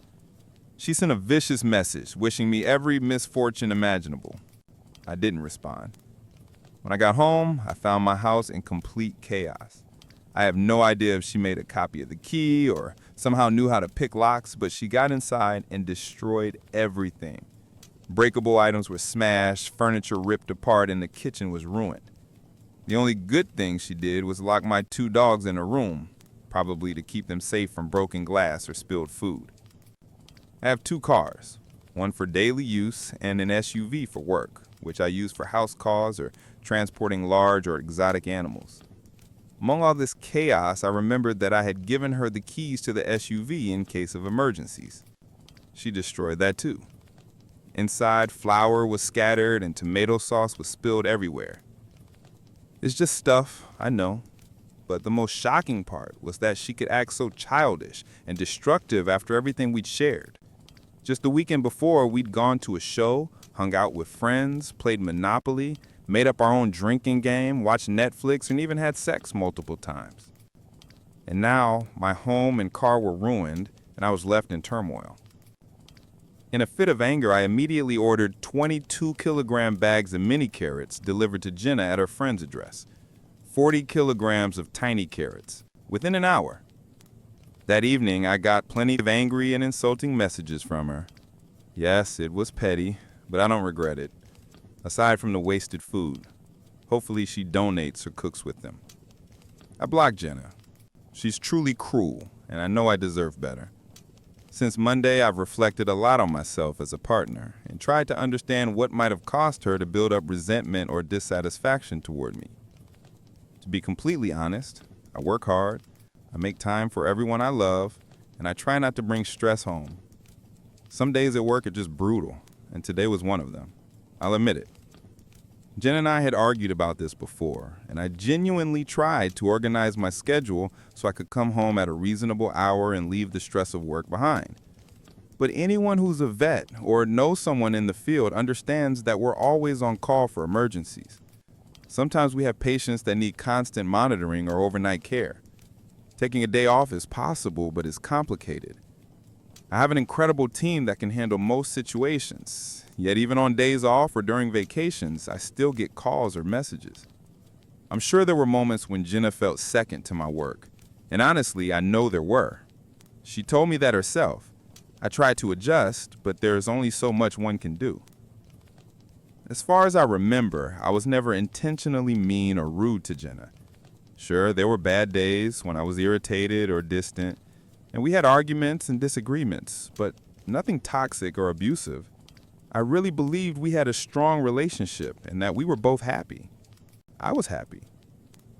Still, it's hard not to question yourself and wonder if I really had disappointed her or neglected her to the point that she felt so unloved that she acted out the way she did. I don't know. What I do know is that regardless of any perceived shortcomings on my part, her words and actions were completely unacceptable. I did not deserve any of it, and that's on her. A quick update, I filed a police report and took photos of the wrecked house, hoping it will help cover at least some of the damages under insurance. Honestly, I don't expect much from the police since I can't prove it was Jenna, and frankly, I don't want to see her again. I just hope the insurance covers the damages and I'll move forward with my life. My professor hired me as a nude maid. I'm a woman in my early 20s, and my professor is in his 30s. I work for a cleaning service that offers different options, regular cleaning or cleaning while wearing lingerie or completely nude. There's no touching, no sexual contact, and any client who crosses the line is immediately banned. Clients can choose general traits, like hair color, body type, or gender, but they can't pick a specific maid. The agency assigns someone based on availability, and both the maid and client can use fake names. No photos are ever shared, and the system automatically checks for potential conflicts, like if two people work or study at the same place, to avoid exactly the kind of situation that ended up happening to me. A few months ago, I got a message from my company about a nearby client who had requested a maid in lingerie. Apparently, I matched the description. I arrived dressed casually, jeans and a t-shirt, with the lingerie underneath, as required. When the door opened, it was my professor. We both froze. I immediately realized what had happened. I told him that the agency usually screens for overlaps like this, but obviously something had gone wrong. I offered two options. I could stay and do my job professionally, or call the office and send a replacement. Either way, we could just forget this ever happened. He chose the second option. I called my supervisor, explained the situation, and left. The company later told me that due to a software glitch or human error, no one noticed that we were both affiliated with the same university. A few days later, I ran into him on campus. He looked tense and awkward, wouldn't make eye contact, and seemed to avoid me entirely. Later that same day, we bumped into each other again, and it was even more uncomfortable. We had classes together at the end of the previous academic year, after the cleaning incident, and back then he also acted distant, but I thought it was just because classes were online. Normally, I wouldn't care, but next year I'll have him again for several courses and mandatory one-on-one project meetings. These sessions can't be reassigned to another professor, and they directly affect my final grades. I'm confident I can stay professional, but I'm not sure he can. It's been months, and he still can't even look at me. I'm paying a lot for my education, and if this keeps up, it might impact my grades and opportunities. I have no idea what to do. I can't afford to let my academic record suffer, but confronting him might make things even worse. Update. He reported me. Following some advice I got online, I scheduled a meeting during his office hours to clear the air. I also sent a polite email saying that with the new academic year starting, my final one, I wanted to discuss my thesis topic to make sure he approved it before I began. That's something every student does. But apparently, that simple message was enough to send him into panic mode. The cleaning agency I work for also offers fully clothed maids, so he went to the university administration and claimed that he had hired that service, a standard cleaning, and that when I showed up, I offered to clean nude in exchange for help with my thesis. He said he refused. Obviously, that's a total lie. I provided the university with a recording of my phone call with the agency, which was enough to clear me. Unfortunately, there's no way to access his payment records since the service uses an anonymous billing system, and anything beyond that would require a court case, something I can't afford. Even though I was cleared, the administration said they couldn't place me in any of his classes moving forward because, formally, I was now listed as being involved in a sexual harassment investigation. He must have reported me right after receiving my email because the notice from the Student Affairs Office came less than a week later. I honestly can't understand what was going through his head. Maybe he thought I was planning to report him first and wanted to get ahead of it. But that's absurd. All I did was book an appointment like any other student. Either way, I'm leaving the university. I only had 1 year left before graduation, and I've already applied to transfer to nearby schools. But since this all happened right at the start of the semester, it's 10 times harder to arrange than if it had happened over the summer. The only good thing is, I wasn't expelled or suspended, so I don't have to explain anything to anyone. The university seems willing to quietly let this whole mess fade away. Another professor even agreed to write me a recommendation letter. The cleaning company blacklisted him, and plans to share his information with other agencies, so hopefully he won't be able to pull something like this again. I also spoke with a lawyer during a free consultation. I decided not to sue. Best case scenario, if I somehow won, my name would be cleared, but my personal life would become public. My classmates and professors would find out everything, and I'd still be stuck in a university that already showed it would throw me under the bus to protect a coward. Even if I won, my professional reputation would be tarnished in academic circles. So I'm walking away with my dignity, my truth, and the hope that this man never gets the chance to hurt another student again. The entitled lady at Starbucks. A woman with an inflated ego decided that using mobile orders was unfair and demanded that I wait in line, even though my drink was already paid for and ready. I'm 28. There's a Starbucks conveniently located near my therapist's office, and over the past few months, I've gotten into the habit of grabbing a sugary drink before each session. Don't judge me. I know those 400-calorie whipped cream-topped sugar bombs aren't real coffee, but that overpriced $10 liquid dessert is my small comfort before diving into emotional self-improvement. Yesterday morning, on my way to therapy, I made a rare, smart decision. I ordered ahead through the app to avoid the lunchtime rush. Perfect timing. 10 minutes later, I walked in just as the barista was finishing my pumpkin spice cold brew. She called my name, and I happily stepped forward to grab it. But before I could pick it up, a manicured hand gently landed on my forearm. The hand belonged to a woman who looked about 35, polished, confident, wrapped in a flawless linen suit. Her sleek ponytail, gold jewelry, and designer bag practically scream, "I'm important." She exuded that unmistakable aura of superiority, chin slightly raised, posture perfect, as if she believed the air around her was more refined than everyone else's. For simplicity, let's call her Miss Entitlement. Her smile looked polite, but her tone was sugary sweet and condescending, like a teacher correcting a clueless child. "That's not yours," she said softly. I frowned, confused. I checked the cup. My name was written right there. "Oh, sorry. Do you have the same name? I think this one's mine. What did you order?" She shook her head, the smile tightening. "No, my name's much longer than that. I ordered a hot soy matcha with 2 pumps of vanilla." "Ah, then this definitely isn't yours. This one's a pumpkin spice cold brew. Maybe yours is still coming out. You could ask the barista." I reached for my cup again, but her manicured claws tightened around my arm.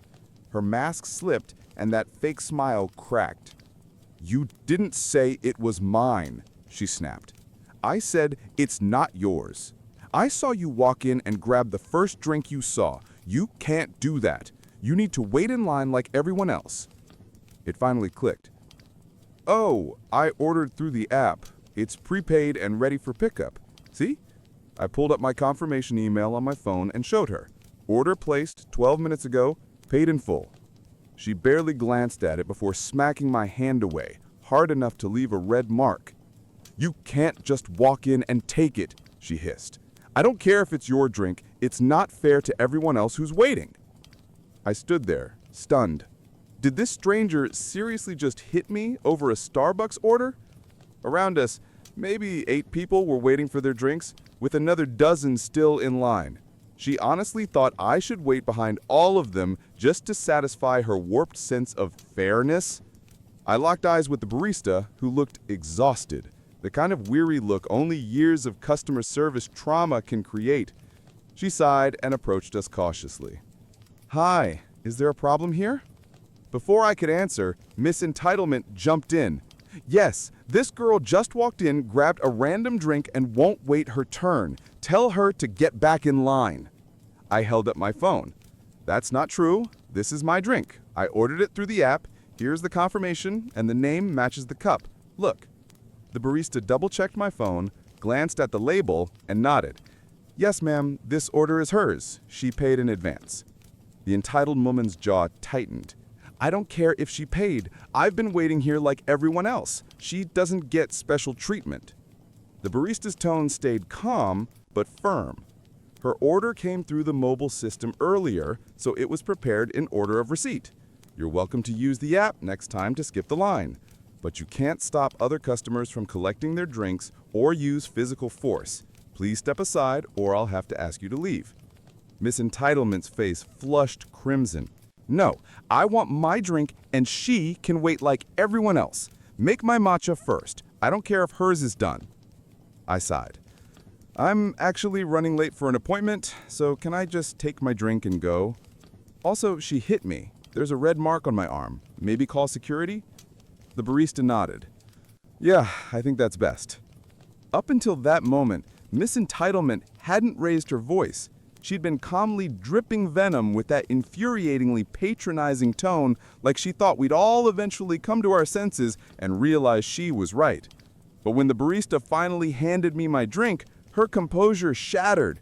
Her face twisted with pure rage as she turned on the poor employee. This is ridiculous. Your system is broken. Do you have any idea who I am? You'll regret this. Get your manager now. And that, my friends, is how I got smacked in the hand by a Starbucks Karen because she doesn't understand how mobile orders work. I didn't do anything wrong. I paid for my drink, and I'm not going anywhere. I'll sit here and enjoy it. I have every legal right to do so, and there's nothing you can do to stop me. While the demon continued her tantrum, I glanced at the unflappable barista. She blinked heavily, and for a moment I thought she might actually cry. But then I realized, this battle-hardened warrior was simply restraining the urge to roll her eyes. She met my gaze and gave a subtle nod toward the door. After years of surviving the front lines of customer service hell, she could handle this herself. The crowd parted like the Red Sea, letting me pass toward the exit. Just as I reached the door, the elegant woman realized her prey was escaping and screeched, "Hey, where do you think you're going? She can't just leave. Someone stop her. I said she has to wait her turn like everyone else." I raised a single finger in her direction and slipped out the back door just as the bell above the entrance jingled. A security guard had arrived. Beelzebub's righteous tirade immediately shifted gears. Now she was shouting that she had every right to be there, that she hadn't done anything wrong, and that she refused to be kicked out. She demanded her money back, a free matcha, and a formal apology right now. Each sentence was punctuated by the sound of her slapping the counter. Her indignant screeching slowly faded behind the closing door as I walked away, holding my well-earned cold brew like a trophy. I like to imagine the guard didn't have to physically throw her out, though honestly, knowing her, she probably regained her composure, lifted her chin, and swept out like an insulted duchess, muttering something about her lawyer. As I sipped that heavenly pumpkin-spiced madness, I pictured a lonely venti soy matcha latte, extra hot, 2 pumps of vanilla, slowly cooling on the counter. And somewhere, a decaffeinated Beelzebub was probably raging in her fancy office. That thought made every sip taste even sweeter. Edit. Wow, I didn't expect so many people that actually read this all the way through. I figured I'd take a minute to answer a few common questions that keep popping up in the comments. Yes, I'm Australian, and yes, this really happened here. About the infamous pumpkin-flavored monstrosity, I fully admit I have the world's worst taste in coffee, but drinking something that tastes like a scented candle has always been a weird little dream of mine. And you know what? Shockingly good. Props to America for that one. To those asking why I didn't stand up for myself, I'm a lover, not a fighter, meaning I literally can't fight. If I tried to punch her, I'd probably hurt my own hand more than her face. Plus, I didn't want to get banned from the only Starbucks I ever go to, or, get charged with assault. Why didn't I call the police? I was already late for therapy, and I didn't want to spend hours giving a statement. She didn't really hit me, more like a slap on the wrist that left a red mark for a while. No bruise, nothing worth reporting. Should I have thrown my drink on her? Absolutely not. I'd rather calmly sip my $9 coffee milkshake in peace. Besides, if I'd made a mess, the poor employees would have had to clean it, not her. Oh, And shout out to the guy who literally made a fake account just to send me a death threat because he didn't like my tone and thinks I'm a stuck-up witch. Honestly, kind of flattering. That's a lot of effort for one hate message. If you're reading this, send me your name and address. I promise I won't forward it to the cops. And finally, to everyone who made it this far, thank you. It's nice knowing someone actually reads this stuff. This was fun to write, but it's now 4 a.m. and I'm about to crash. Let's see what chaos tomorrow brings. Before we move on to the next story, I've got a question for you. What would you do in this situation? Actually, it reminded me of something that happened to me recently. It's kind of similar. I'd ordered a shawarma through an app, got a notification that it was ready, but when I arrived, I had no idea where to pick it up. The girl behind the counter, she was serving someone else, totally silent, and I just stood there, waiting, confused. I finally asked, "Hey, can I pick up my shawarma?" And she just didn't answer. Awkward silence. I waited until she finished with the customer, asked again, and she finally handed it to me. I said, "You could have just said something," and she replied, "Can't you see I'm serving someone?" Like, what? I was new there, didn't know how pickup worked, and she couldn't spare 2 words to clarify? Some people just really hate being mildly helpful. Anyway, what do you think? Was she totally right to ignore me? Or was that just bad customer service? Curious to hear your thoughts, because like in the Starbucks story, sometimes these wait your turn situations aren't as black and white as they seem. I nearly lost $900,000 during my divorce, but instead, I destroyed my cheating wife in court with shocking evidence. I work as an elementary school teacher, so my daily routine is very predictable. I have fixed hours at school, and every Tuesday we usually had staff meetings that ended around 6 p.m. That meant I normally got home by 7. My wife, Terry, whom I had been married to for over 30 years, would go to the gym every Tuesday evening. She always came back exhausted, so I usually prepared dinner while she showered and handled the house chores. But one day, my principal surprised us by canceling the meeting.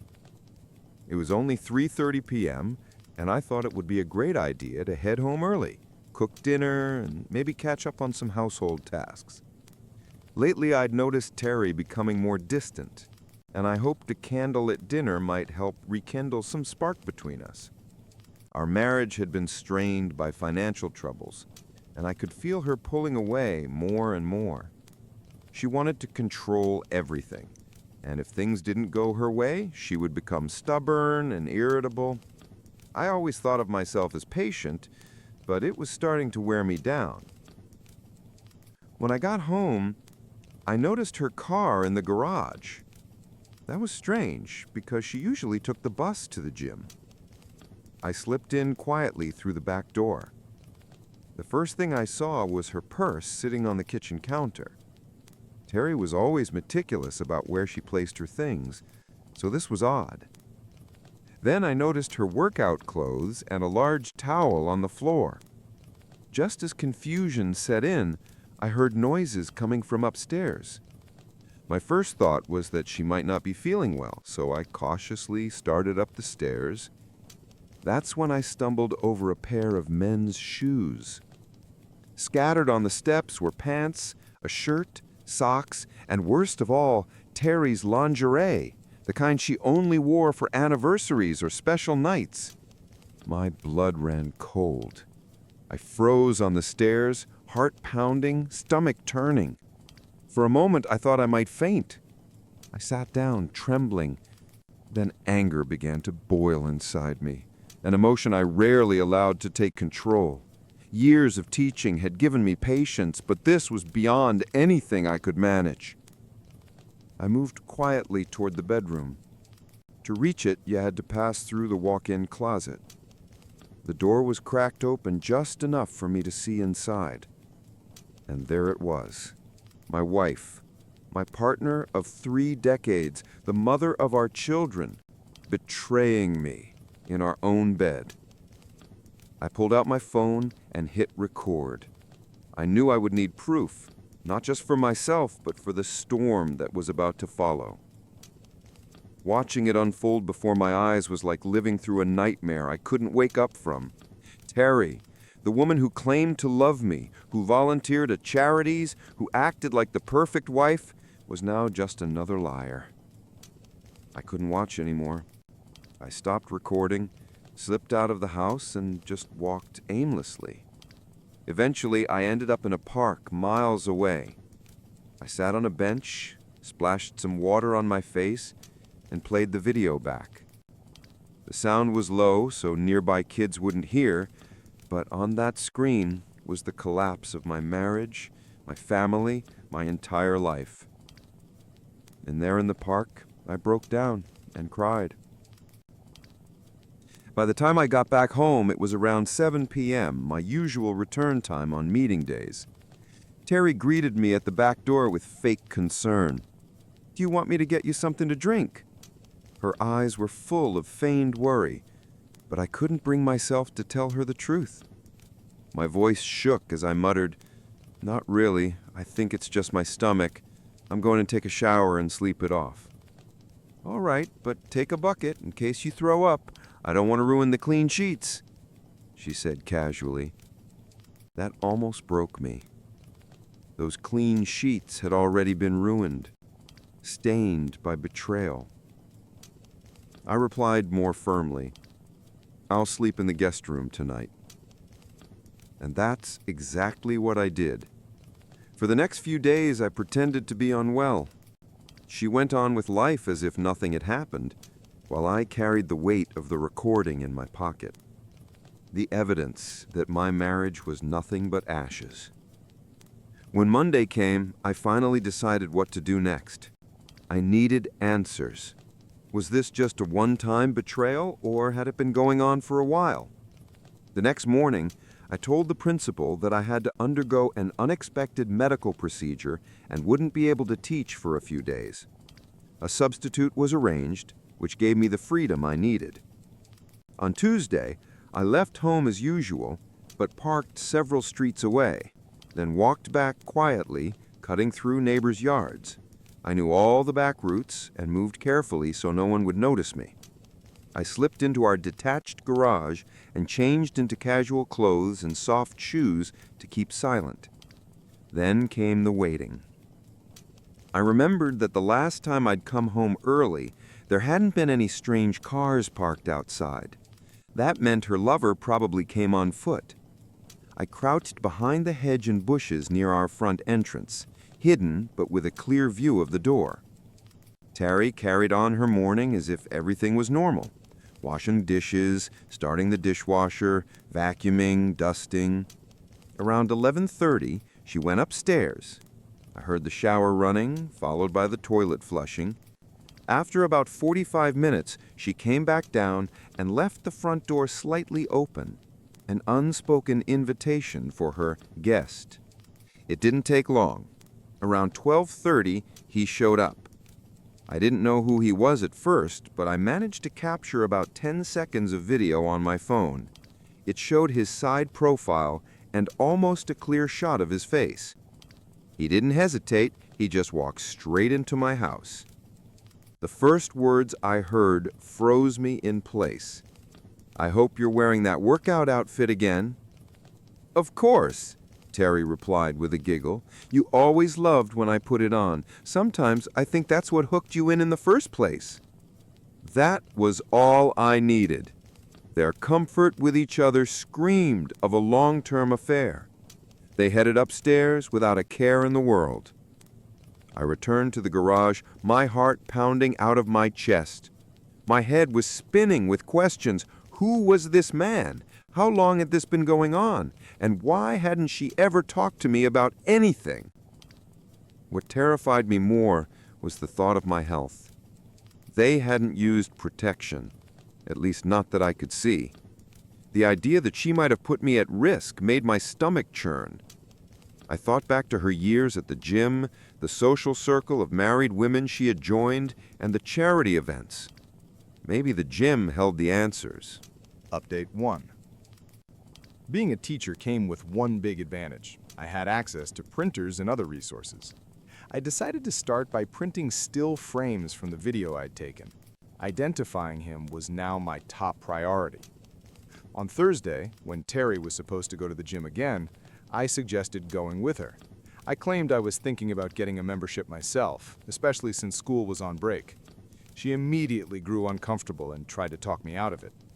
"It's really just a group of wives who chat more than work out," she insisted, but I didn't budge. So that Thursday, I walked into the gym with her. The moment I stepped inside, it felt like a scene from an old Western. Everyone turned to stare at me, whispering among themselves. Terry was visibly on edge, sneaking nervous glances toward the staff area. I tried to distract myself by walking around the facility. It was the usual setup, rows of machines, mirrors on the walls. Near the exit, I noticed a staff board with photos and contact info. At the top was the owner and director, Miss Elizabeth West, followed by 2 women and 1 man. My blood went cold. The man was him, the lover. Under his photo, Philip Barnes, head of training programs, personal coach. As I memorized his number, I looked back toward the machines. Terry was gone. Panic struck me until I spotted her a few minutes later in a hushed but desperate conversation with none other than Philip. She stood partly hidden behind weight equipment, gesturing for him to leave. Then she quickly returned to her machine as if nothing had happened. She didn't realize I'd seen it all. I sat there burning with rage, trying to keep my composure. When she came back over, she noticed my pale face and asked softly, "Are you okay? Is your blood sugar still low?" "I'm fine now. Are you ready to leave?" Before she could answer, the director's voice echoed through the loudspeaker. "Ladies and gentlemen, the last training session of the day is canceled. Mr. Barnes suddenly felt unwell and had to go home." A wave of disappointment swept through the women in the gym. But I wasn't disappointed. For me, it only confirmed everything. Update 2. It seemed that workouts with Mr. Bonte were a cornerstone for many women at that gym. That alone made me think this needed deeper investigation. When I glanced at Terry, she didn't show much reaction to the announcement of his sudden illness. But I could swear I saw her shoulders relax, as if a huge weight had been lifted. "Let's go," she said quickly, snatching her towel and gym bag from the storage area where everyone left their things during class. We were just stepping out when a woman approached us, someone I didn't immediately recognize. "Hello," she said nervously. "Sorry, I'm new to all this and lost track of time. My son Timothy's here, right?" That wasn't usual. New parents often struggled with pickup procedures. I reassured her I'd get Timothy while colleagues covered the remaining kids. I found him near his classroom, chatting with another student. "Hey Tim, your mom's here. Let's head to the pickup area." He looked puzzled. He was in the last year of elementary school, old enough to not lose track of time. "That's weird," he muttered. "Mom's usually busy with her fitness instructor on Friday afternoons. Back at my old school, she often didn't come until 5:30. The word fitness instructor hit me like a hammer. My heart pounded as I casually asked, "Oh, that's great she takes care of her health. Do you happen to know his name?" "Yeah, it's Bonte or something like that. He works at the local gym but also does private lessons at home." That's who I want to be when I grow up. Mom always seems so happy and relaxed after training with him. We usually order takeout on Fridays because she doesn't have time to cook. I nearly lost my composure. This man wasn't just entangled with my wife, he was messing around with multiple women in town. Back at the car, his mother thanked me warmly for helping. "Not a problem," I said smoothly, "part of the job. By the way, I don't think we've officially met. I'm Gerard D. Kids just call me Mr. D." "Nice to meet you," she replied, shaking my hand. "I'm Mary Jones. I remember seeing you at the gym last Thursday. You were there with your wife, Terry. Sorry she seemed in such a hurry to leave. It looked like Mr. Bonte's absence threw everything off." The moment she said his name, her entire demeanor shifted. She paled, her hands trembled, and she stammered. Well, Mr. D, see you later, before practically fleeing the parking lot. That sealed it. Bonte wasn't just a trainer. He was a serial predator in our community. Update 3. It was time to think about my future. And in that vision, there was no Terry. Rage gave me clarity. I began reviewing all the small but crucial details of our shared life. The sort of things couples often overlook. Who pays which bills? Which insurance company do we use? When are utilities due? From which account do we make automatic payments? I discovered the mortgage had only a small balance left. My retirement account had grown to an impressive $900,000, thanks to mandatory contributions from our teachers' union. Our savings account, intended for an overseas vacation, held about $30,000. That trip was no longer on the table. My priority became draining it before Terry realized I knew about her betrayal. Quietly, I engineered a series of appliance breakdowns while she wasn't home. I'd unplug a cord, then claim a repairman had come to fix it, paying in cash. In reality, I pocketed the money and repaired it myself. Over time, I gathered nearly $20,000 this way. I also purchased tools and other necessities to prepare for what was coming. Update 4. I always paid cash for everything, showing the receipts to Terry, then secretly returning the items the next day. Dishonest? Absolutely. But honesty and trust had already been gutted from our marriage.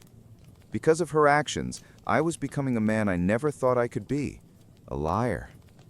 Her Thursday daytime workouts with Bonte continued, and I no longer bothered even trying to initiate anything intimate with her. We coexisted like roommates. That was it. Quietly, I began boxing up my personal belongings, keeping them stored in the garage where Terry rarely went. Since her car usually sat outside, the garage was basically my territory, and she didn't notice my gradual disappearance. On the rare occasion she did ask about missing items, I told her they'd broken or that I didn't need them anymore. She accepted those answers mostly because many of my things didn't fit her preferred aesthetic anyway.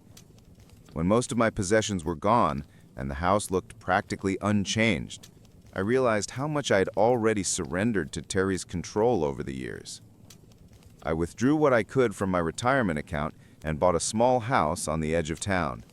It wasn't much, just 2 bedrooms, a tiny yard, and a garage, but it was mine. Close to the school where I worked, and best of all, the mortgage was small enough that half my salary easily covered the payments. No mansion, no luxury, but solid. Amazing what you can find if you're willing to skip the glossy neighborhoods. I moved my belongings in piece by piece. Furniture wasn't a problem. Secondhand shops and donation centers were full of cheap finds. Honestly, the place reflected my own state. Used, but still standing. It was time for everyone to get what they deserved. One afternoon at school pickup, Mary Jones came over to me again. Her son Timothy was playing nearby, but I immediately noticed she looked shaken, as if she had been crying. As a teacher, you get trained to read those signs. "Mr. D, can I talk to you for a minute?" she asked, her voice wavering. "Of course. Just park over there and meet me at the benches." I always joked that those benches near the pickup zone were my office. She parked, then joined me, while Timothy kicked a ball around. She hesitated, then finally began. "I don't know how much you know about what's been happening at the gym." I kept my face steady. "I know Terry, my wife, enjoys it there. Says it keeps her in shape." She bit her lip, clearly wrestling with herself, then blurted, "There are things you need to know." I cut to the chase. "Does this have to do with Philip Bonte?" Her expression hardened instantly. "You have no idea just how much it has to do with that pig." "I can imagine. But go on." Tears welled in her eyes. "He targets women at the gym. Regulars. He watches, waits, and then pounces." I asked how she knew. She looked away, ashamed. "Because I was one of them. Until last month." We met every Friday at 12:30. Her voice faltered as though reliving it. She confessed how she had believed there could be a future with him. Divorced, lonely, missing intimacy. Bhante had filled a void, until suddenly another woman replaced her. He dropped her cold, with nothing but a half-hearted, sorry, can't anymore. She gave a bitter laugh through tears. I thought I was special. Turns out I was just another notch. I sat stunned. How could she unload this on me, her child's teacher? She must have been truly desperate. Trying to offer some comfort, I murmured, "Relationships aren't always what they seem." Her eyes narrowed, searching my face. Then she whispered, "You already know, don't you? About him and Terry?" I swallowed hard. Yes, I know. Mary reached for my arm. Then please believe me, he'll keep doing this until someone stops him. He doesn't care who he hurts as long as his ego's fed. He even brags about it at bars with his buddies. Her tone sharpened. If you need my help to make him pay, just say the word. That man deserves to be brought down. She called for Timothy and drove off, leaving me in silence. I sat there, mind racing. Oddly, I felt a flicker of relief. Her confession made my plan for revenge seem less like an act of a betrayed husband and more like a moral obligation. Bhante wasn't just wrecking my life. He was a predator preying on countless women. The question now was, how many more? I started piecing together his schedule. The gym was open every day except Mondays, and he seemed to be there constantly. Using the number listed at the gym, I tracked down his address. Just 3 blocks from our house. No wonder it was so easy for him to sneak over for sessions with my wife. I told Terry that my doctor had recommended daily evening walks around 5 p.m. Luckily, she showed no interest in joining me. That gave me the perfect cover. Since I knew it wouldn't interfere with her own meetings, everything went smoothly. During my first evening walk, I headed straight to Bhante's address and discovered that he lived in a ground-floor apartment among several similar buildings. His car wasn't there, so I lingered nearby to catch his return. He usually left our house well before 6 p.m., which meant he almost always came back around that time. Sure enough, at exactly 6 p.m., he walked into his apartment. It became a routine, day after day, whenever I was free to go out. On days I had staff meetings and couldn't leave, I assumed he still followed the same pattern. I began to suspect that his evenings at the gym weren't really about exercise, but about meeting different women. To confirm this, I adjusted my schedule, starting my walks earlier and watching his daily movements more closely. Eventually, I decided to take a full week off from work just to investigate. I went to an electronics store and purchased surveillance equipment, a long-range listening device, motion-triggered HD cameras with audio, and an external hard drive for storage. On Monday, after setting everything up, I installed the first camera inside Bhante's apartment. Luckily, his place was small, almost like a studio with a kitchenette and dining space. One camera was enough to cover the entire living area, except the bedroom. Breaking in was shockingly easy. He hid his keys under the doormat. Careless. All I had to do was wait for him to head to the gym, slip inside, place the camera, and leave. From then on, every sound or movement in his apartment was recorded and streamed straight to my laptop, time-stamped and secure. That same evening, I got my first footage, Bhante eating takeout in front of the TV before heading to bed at 9 p.m. The next day, I slipped into the gym through the back entrance after closing time and set up a second camera in a private room where clients were usually assessed. This was the same room Bhante often used for one-on-one sessions. By Wednesday, when Terry went out shopping, I had already installed the third and fourth cameras, one in our bedroom and another in the living room. Reviewing Tuesday's recordings shocked me, though deep down I wasn't surprised. Bonte woke up, went out for breakfast, then came back and made a phone call. "Julie, hey, it's me. He's gone. See you at 12:30. Where what I told you. Don't worry, I'll be careful. No one will see me come over. You said he's out for 3 days? Perfect. I'll come Thursday and Friday, too. We'll talk later. Love you." He hung up with a spring in his step, practically glowing. On Thursday, I set up in the garage with my laptop, waiting. As expected, the camera caught him returning with breakfast again, then calling Terry. She answered. "Good thing my husband left for work. See you at 12:30, like always." That was the breaking point. Later, I asked Mary, Terry's mother, to help me compile a list of all the women Bonte had been involved with in the past. She attacked the task with energy, and within a week, I had names and addresses. To my horror, Terry's name was on that list too. At this point, our house meant nothing to me. It wasn't a home anymore, just a building. Terry noticed the emptiness, but I brushed it off by saying I was reorganizing my things. Meanwhile, I secretly prepared for the end. I met with a divorce attorney, set up new bank accounts and insurance under my name only, moved our vacation savings to my private account, and switched to a new SIM card. I even changed the beneficiaries of my retirement plan to our children. I gathered all the evidence, surveillance footage, phone transcripts, photographs.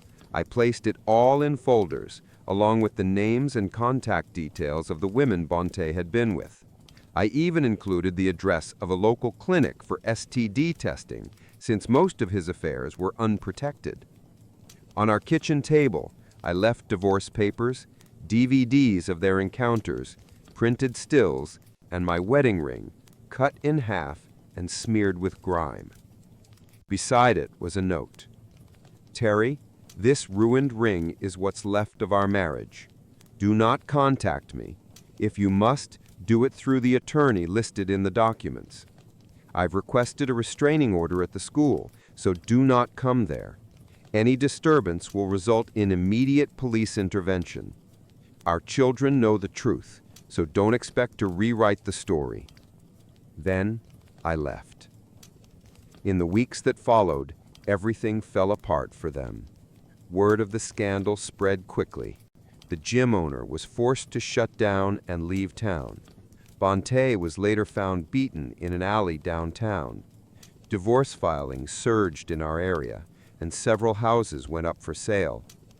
Terry came home that day, found my farewell package, and fainted on the spot. A neighbor called an ambulance. She later tried to contact me, but I ignored every attempt. Eventually, she even stormed the school, which ended in her arrest. After that, her efforts stopped. Our children didn't hold back. They confronted her openly, disgusted by her betrayal. Thankfully, they had inherited stronger values from me, not her. The divorce went through, and financial matters were settled. Terry had to sell the house and move into a smaller place on the outskirts of town. By then, she was known around the community as the gym slut. Every time she went out, whispers and mocking glances followed. Shame and depression eventually pushed her into psychiatric care. As for me, I kept teaching, rebuilt my life, and now live peacefully in my new home. My parents are filming my life. My parents and I travel around the country in an RV. They post our lives online, and I hate them a little more for it every single day. When I was around 7, my parents decided to live in a camper and travel across the US. My dad works remotely, and my mom is a lifestyle blogger. She's not super famous, but popular enough that sometimes people recognize us in public. So, a camera has been pointed at me for as long as I can remember. For privacy reasons, I'm writing this from a throwaway account.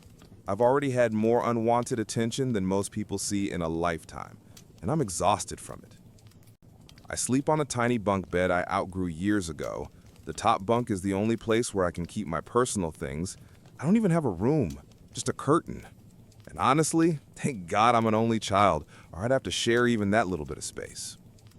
I was homeschooled most of my life, and when I hit high school, I insisted on switching to an online program. I'm 18 now, and I don't have a single real-life friend. We never stay anywhere longer than a month. I don't have a job either. It's impossible when you never live in one place. I could try online work, but that still wouldn't give me the independence to move out. I've talked to my parents about our lifestyle more times than I can count, but they're so deep in denial they truly believe this nomad life is the best possible way to live. They act like I'm some pet they can drag along on their adventures. I hate traveling. I can't stand the heat, the bugs, or the endless hiking. I'm sick of sleeping in different parking lots every week. I can't wait for the day I can finally escape, away from their sunrise hikes and the ever-present camera shoved in my face. Yes, I've technically seen the whole country, but does that mean I'm not allowed to want a normal life, to go to college, to have friends? It feels like I'm asking for too much. Comments and my thoughts. People often tell me how lucky I am to live this way, but honestly, it's lonely beyond words. Someone once asked if I had any other relatives I could stay with. Sadly, I thought I didn't. My current plan is to find some kind of online work, save as much money as I can, and eventually rent a small apartment. I've also been talking to an online friend about possibly becoming roommates someday to share expenses. College might be my best shot at getting out, even though it's expensive. It would at least be a real step toward freedom and maybe a chance to finally have a life of my own. Still, I'm nervous. Being homeschooled left me far behind academically, and high school was already hard enough. Honestly, I'm just proud I managed to graduate from online school at all, instead of continuing full homeschooling. Someone joked that if I started making content about escaping my hipster parents, I'd probably go viral. And yes, the thought crossed my mind. Not for fame, but to raise awareness about what it's like to have your childhood turned into content. But I decided against it for a few reasons. First, it wouldn't be sustainable. People would lose interest after the story was told. Second, I'd need a stable, safe environment before putting myself out there publicly, and I don't have that yet. But most importantly, my life has already been on display without my consent.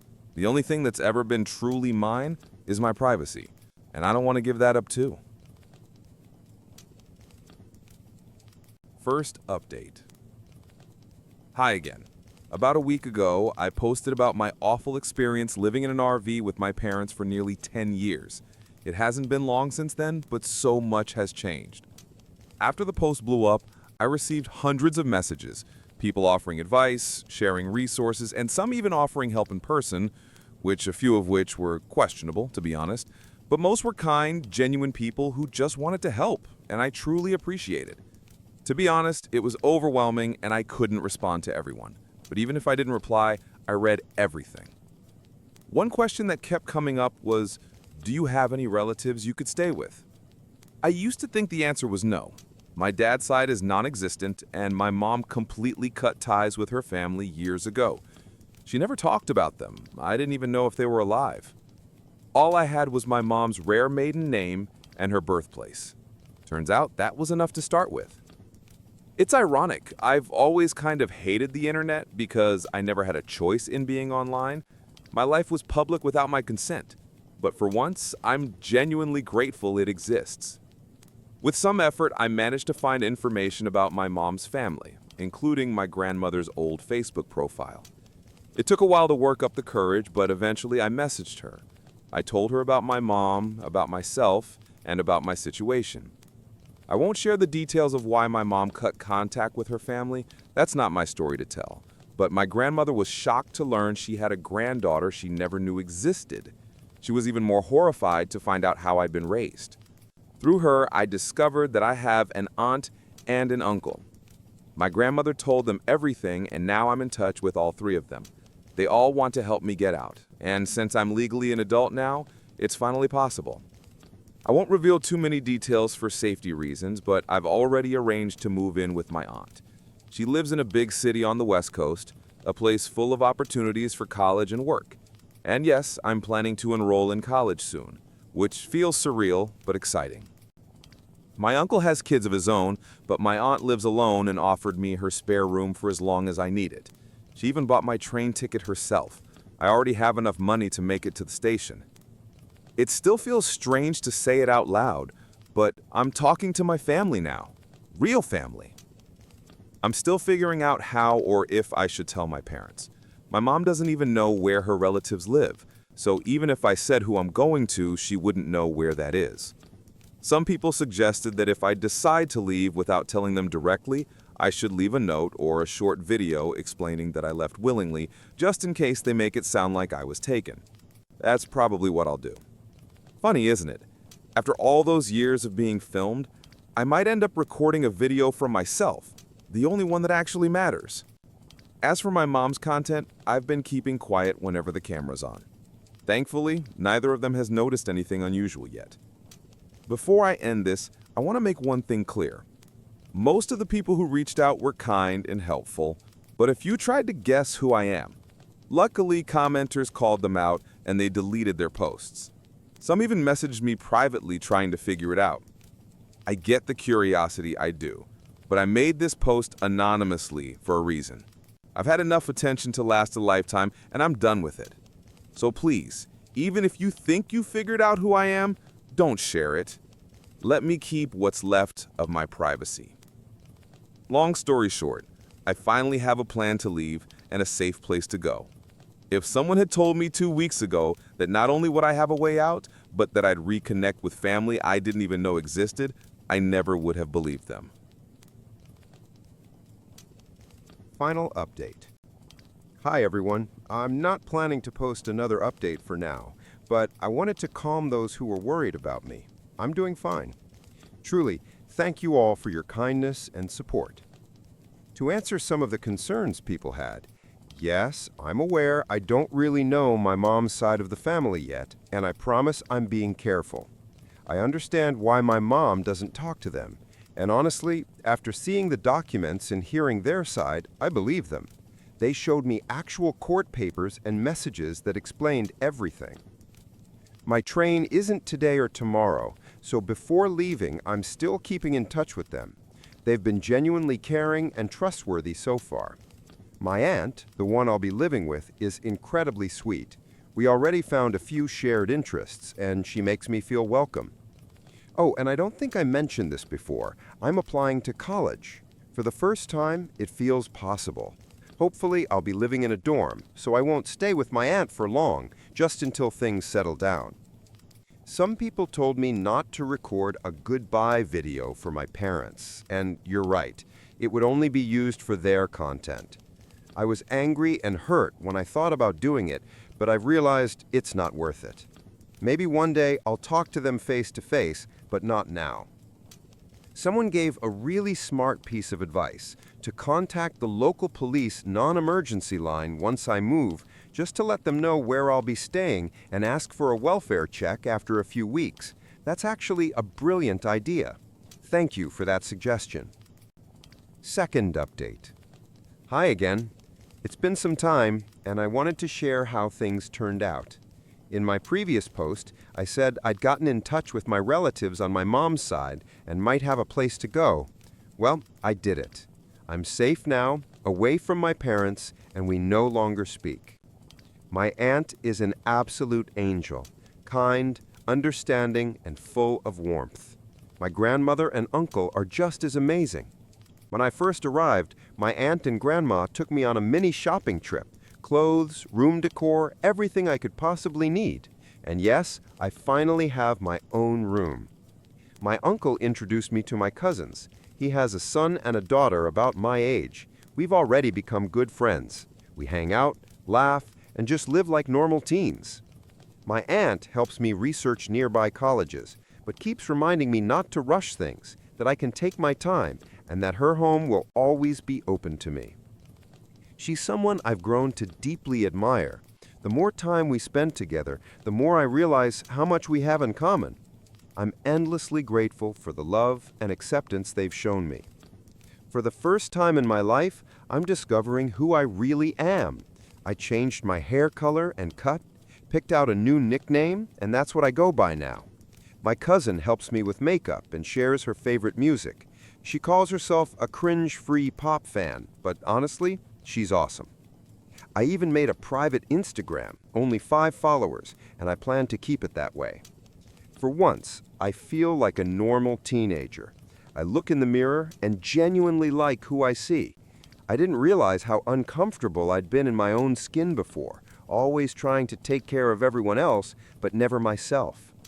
Now, I'm finally free to breathe, to grow, to just be.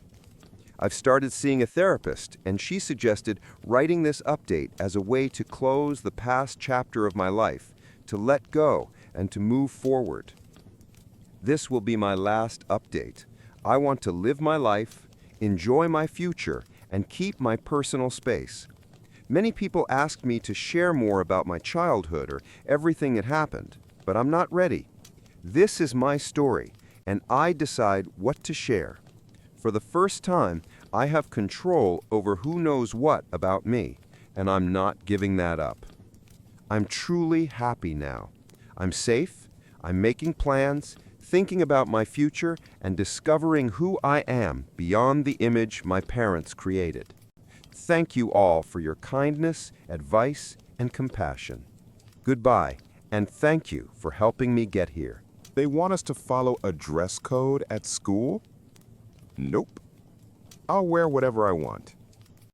A little background for context. I've never been a fan of dress codes just for the sake of having them. So, when I got into a boarding school that didn't require uniforms, I was thrilled.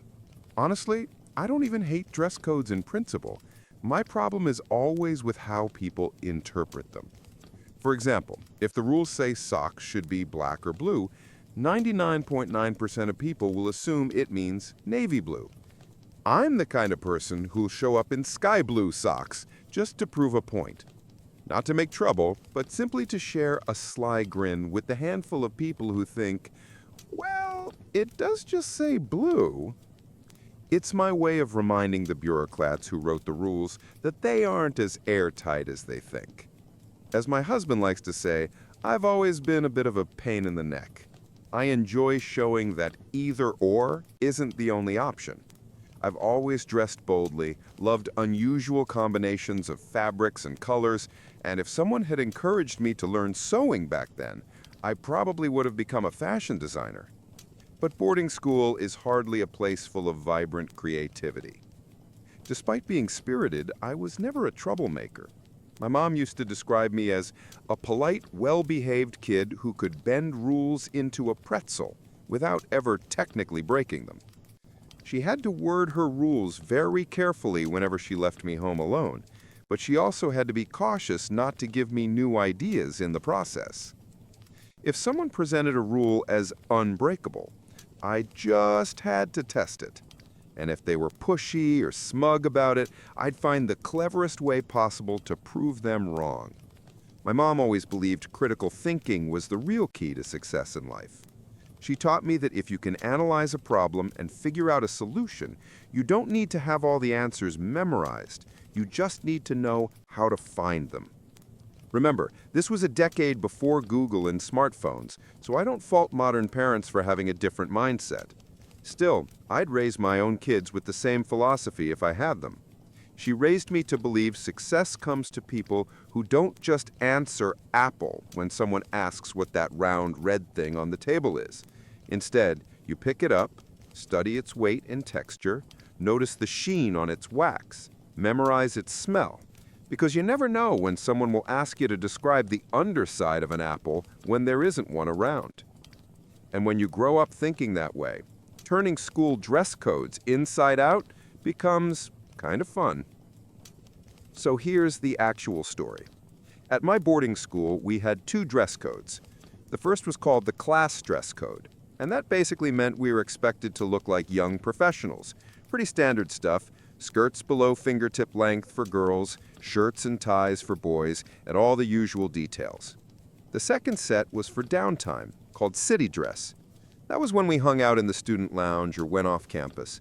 It was more relaxed, but still had enough restrictions to prevent the girls from wearing anything too revealing, or the boys from dressing like slobs in ripped clothes. Now, I had these suede knee-high fringe boots. Actually, I had two pairs, one black and one brown. They were the warmest, most comfortable boots I'd ever owned, even before Uggs became a thing.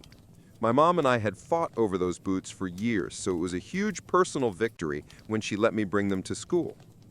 One day, a teacher pulled me aside and told me that the faculty had been discussing my boots and decided they didn't fit the class dress code. But I read the rules, I argued. There's nothing in there about boots like these. I know, she admitted. But we've decided they don't fit the image we want. But the color matches, I know. The material's fine too. Suede is allowed. Yes. The rules don't mention height. Riding boots are permitted, right? That's true. So why then? I demanded. I honestly can't tell if I felt more angry or hurt. Probably both. This teacher was someone I respected, someone who had always been kind to me, and I immediately understood why they sent her to talk to me instead of someone else. Because I wasn't the type to throw a tantrum or cause a scene. I was the type to plan my revenge quietly. All right then, I said calmly, and walked away. That night, I studied the dress code rules word for word, line by line. I read through every single sentence of that dress code over and over again. I even said the rules out loud, picked up every item of clothing listed, and examined it like I was some alien who only had this manual and a piece of fabric to figure out why humans wear these things. I had to admit, it was a strict code, but they made two big mistakes. First, nowhere did it say where each piece of clothing had to be worn. Second, there was no mention that you even had to look presentable. The rules only specified colors and lengths. Skirts below fingertip length, socks above the ankle, sleeves covering elbows, and so on. Shoes had to be in muted tones, black, brown, or other earthy shades, like my fringe boots. But nowhere did it say you couldn't show up in, say, elf shoes. Of course, elf shoes wouldn't exactly scream professional, but still, loophole. I went to bed that night mad as hell, my head buzzing with mischievous ideas. I debated with myself for a long time whether I should even go through with it, but eventually I decided if I still felt the same way in the morning, I'd start phase 1. The next day, I woke up just as annoyed, and on my way to breakfast, I mentally made a list of the biggest clowns in my class. In the cafeteria, I found a couple of them and told them, "You know, the handbook is very specific about how ties must be knotted. Windsor, single, or double. And if it's a bow tie, it has to be tied in the classic way. But nowhere does it say ties have to be worn on the neck. The rule just says they must be properly tied." I suggested that they read it carefully that evening and decide for themselves what to do with that little loophole. The following day, ties were everywhere. On wrists, wrapped around glasses, tied across foreheads, looped around ankles, knees, thighs, even wrapped around fists like someone was stopping a nosebleed. If you could tie a Windsor knot on some body part, one of the boys in our school had done it. I was ridiculously proud of myself. Phase 1 was a total success. The teachers were irritated, of course, though plenty of students found it hilarious, until math class. One boy came in without a visible tie. He was the one who always wore a bow tie. The teacher looked down at him sternly and said, "I know you all decided to play games with ties today. I think we've been patient enough. But you do know the rules say you have to be wearing one." He grinned, looked her in the eye, and replied, "I am wearing one. You just can't see it." The room erupted in laughter. Maybe he did tie it around his ankle under his pants, or around his elbow under the blazer. Who knows? But to the rest of us, he instantly became the guy who wore his tie on his junk. By the end of the day, I was considered the legend who had found a loophole, and he was the legend who took it to, well, the most infamous possible place. The very next morning, the school email newsletter had an announcement. The rules had been updated. Ties must now be worn on the neck only. Fun times were officially over. But phase 2, oh, that was the real challenge. I'd been eyeing the most ridiculous pair of boots I'd ever seen at the mall. They were silver, with holographic rainbow circles all over, had a 5-centimeter platform, a 10-centimeter heel, and lace-up fronts that came just above the ankle. Utterly outrageous. I knew there was no way I could get away with them to class, but for city dress, I wanted them so badly. After 9 years of uniforms, I was finally starting to enjoy fashion. I'd been saving money for months and would sneak into that store whenever I could, just to look at them. For a while I tried to convince myself they were too expensive, but once they banned my favorite suede fringe boots, my desire for those wild rainbow boots only grew stronger. Eventually, I scraped together enough money. It felt like fate. That weekend, I practically skipped to the mall, grinning from ear to ear, only to find they were sold out in my size. I nearly burst into tears, but then, right next to them, I saw the same design in black patent leather. Until that moment, I'd dismissed the black pair as boring, especially compared to the silver ones. But here's the thing. Our dress code had an entire paragraph about patent leather shoes. They were allowed, but only if worn with pants. Why? Because of that absurd old belief that shiny shoes could reflect a girl's underwear if she wore a skirt. So my rainbow boots, absolutely banned. But their black patent leather sisters with silver accents, perfectly legal. Silver detailing was allowed, since shoelace eyelets could be made of metal. And the 5-centimeter platform and 10-centimeter heel, also fine. There wasn't even a height restriction for heels in the dress code. I guess the school assumed no high school girl would willingly spend an entire day in stilettos. And unlike the shiny rainbow boots, their black patent leather version looked less like party footwear and more like ankle boots a pixie would wear. Funny thing is, I never would have even glanced at those black boots if it weren't for my newly discovered obsession with the dress code. The outfit started with these bright orange polyester pants covered in tiny gray-green amorphous specks, something that vaguely resembled a microscopic giraffe print. The green was barely visible. From a distance, it just looked like some random texture over the orange. The clash between the two colors was so aggressive that the pattern literally seemed to vibrate, making you dizzy and even a little nauseous if you stared too long. By sheer luck, I had also managed to grab an orange terry sweater in exactly the same shade. The result? From the waist up, I looked like a rejected Sesame Street character, while from the waist down, I resembled a disco-era misfit. Did I mention the pants were slightly flared? So on Monday, I walked into class looking like someone who'd been thrown off the set of Saturday Night Fever. My new platform boots had these heavy wooden heels that clumped so loudly they echoed through the entire building. Suddenly I was towering a good 10 centimeters over everyone else, more noticeable in the hallways, and even rivaling some teachers in terms of sheer presence.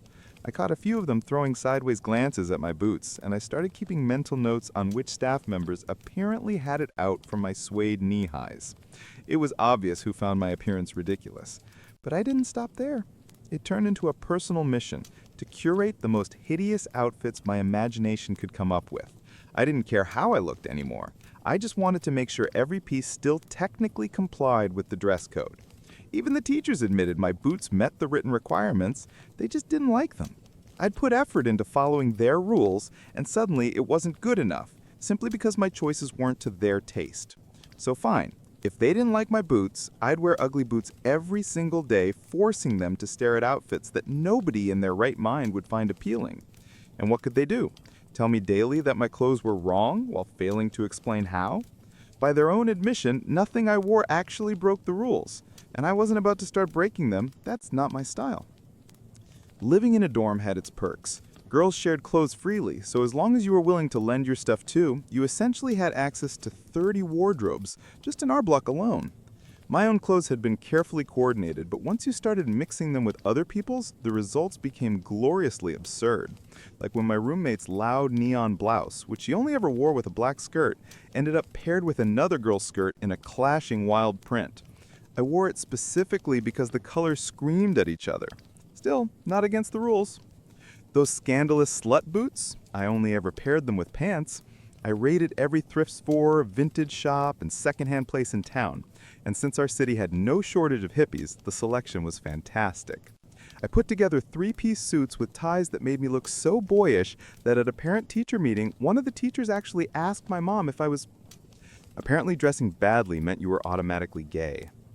I'd braid my bangs into a thin plait, clip a heavy earring to the end so it dangled, and then swing it back and forth over my desk, or book, but only during the lessons of the teachers I suspected of discriminating against my boots. Basically, I did everything I could to annoy them with my appearance. At that infamous parent-teacher conference, they asked my mom to talk to me about my clothes. She blinked and asked if I was breaking any rules. They explained the boot situation. My mom laughed and told them there was nothing they could do. If there's one thing her daughter hated, it was being punished for a rule she didn't know existed. Or worse, one that had never even been written down. If you want to make a new rule right now to stop her, go ahead, Mom said. By tomorrow, she won't be doing this anymore. I promise you won't see those boots again. But the way she'll see it, you've taken away something she liked for no good reason. That's punishment, whether you call it that or not. And when she feels punished unfairly, she punishes back. Simple as that. My advice? Drop it, and spend the summer rewriting your handbook. Otherwise, you'll burn through paper trying to keep up with all the loopholes she's going to find. My daughter lives for finding loopholes. Honestly, I regret giving her so many puzzle books when she was little. Hearing this, the teachers admitted the only real reason they were ignoring my new boots was this. When the teachers saw how I reacted to the suede boots ban, some of them honestly seemed afraid to imagine what I might show up in next if they tried to outlaw the second pair as well. But being the well-behaved student that I actually was, I never wore those suede boots again. And after that, no one ever gave me grief about my outfits. Well, except for one time when my skirt ended up way too short. That one wasn't even intentional. The following year, I didn't return to that school, but for completely unrelated reasons, so I never found out if they rewrote any of their rules. To this day, though, I've kept those black boots. They're still tucked away somewhere, and every time I stumble across them at the bottom of a box, I can't help but smile. I even held onto a t-shirt from that era. It is without exaggeration the single ugliest piece of clothing I own, but I just can't throw it out. Every time I see it in my closet, I start laughing, remembering the whole saga. Somewhere I've even got photos of me in that ridiculous fuzzy orange getup. If I ever dig them out, I'll definitely share them. Back then, I was having the time of my life breaking their so-called dress code, and it felt amazing. So, here's the takeaway. Whatever problems you're facing, try flipping them inside out. Look at them from a different angle, twist them around, play with them. You never know where the cracks might be hiding. And of course, this is also just another wonderful story about how amazing my mom was. She always had my back. Though if I'm honest, I suspect she was also quietly angry that the teachers hated our boots. Because if the school rules had been clearly written, she could have been wearing them all along. Instead, those awesome boots just sat gathering dust in my locker. I miss you, Mom. Edit. No, I didn't end up becoming a lawyer. Life just went in a different direction.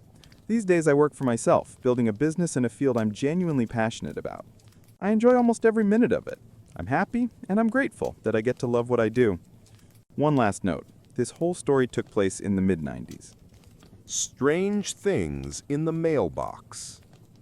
Nothing unusual had ever happened with my mailbox before. I live alone and rarely talk to my neighbors. At most, we just hold the door open for each other. About 2 months ago, in early May, I went to check my mail, something I usually do a couple of times a week. When I opened the box, there were a few flyers and a single black button inside. I was surprised to see it, but didn't think much of it. Figured it ended up there by accident. A week later, I checked again. This time, there was nothing inside except for a small piece of paper with some nonsense scribbled on it, called GL Wed Honest WGE. I had no idea what that could possibly mean. For a while, nothing else happened, and I almost forgot about it. But at the end of June, when I went to get my mail again, I found a few screws inside. That's when I decided someone must be messing with me, just tossing random junk they found on the street into my mailbox. A few days later, another piece of paper appeared. This time, it had my full name written on it. That was the last straw. I went to talk to the building manager, and he said he'd look into it, though honestly he didn't sound like he cared at all. Yesterday, I found something else, a note with a to-do list. Buy sweet potatoes, feed her, check the mailbox, be quiet, be quiet, be quiet. That was it. I packed a few things and went to stay with my girlfriend for a while. I also sent an email to the building management, hoping to get some answers. Does anyone have any idea what this could mean?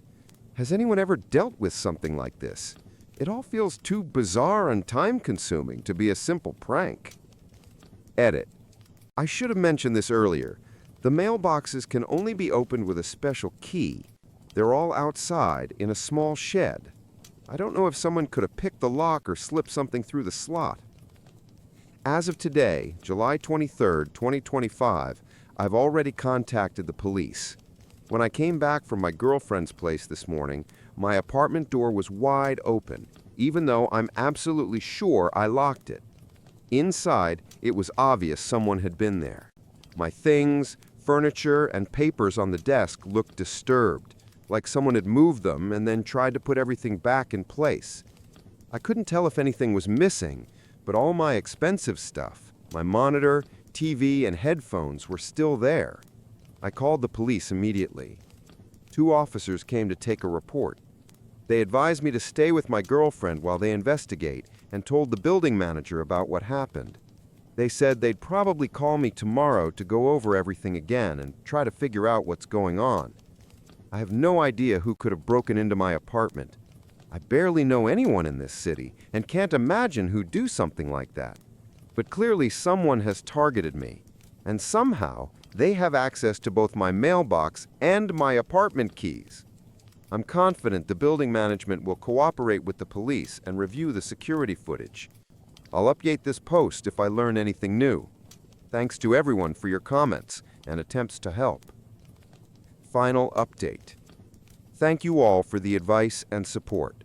With the help of the police, building management, and everyone who gave suggestions, we finally figured out what was going on.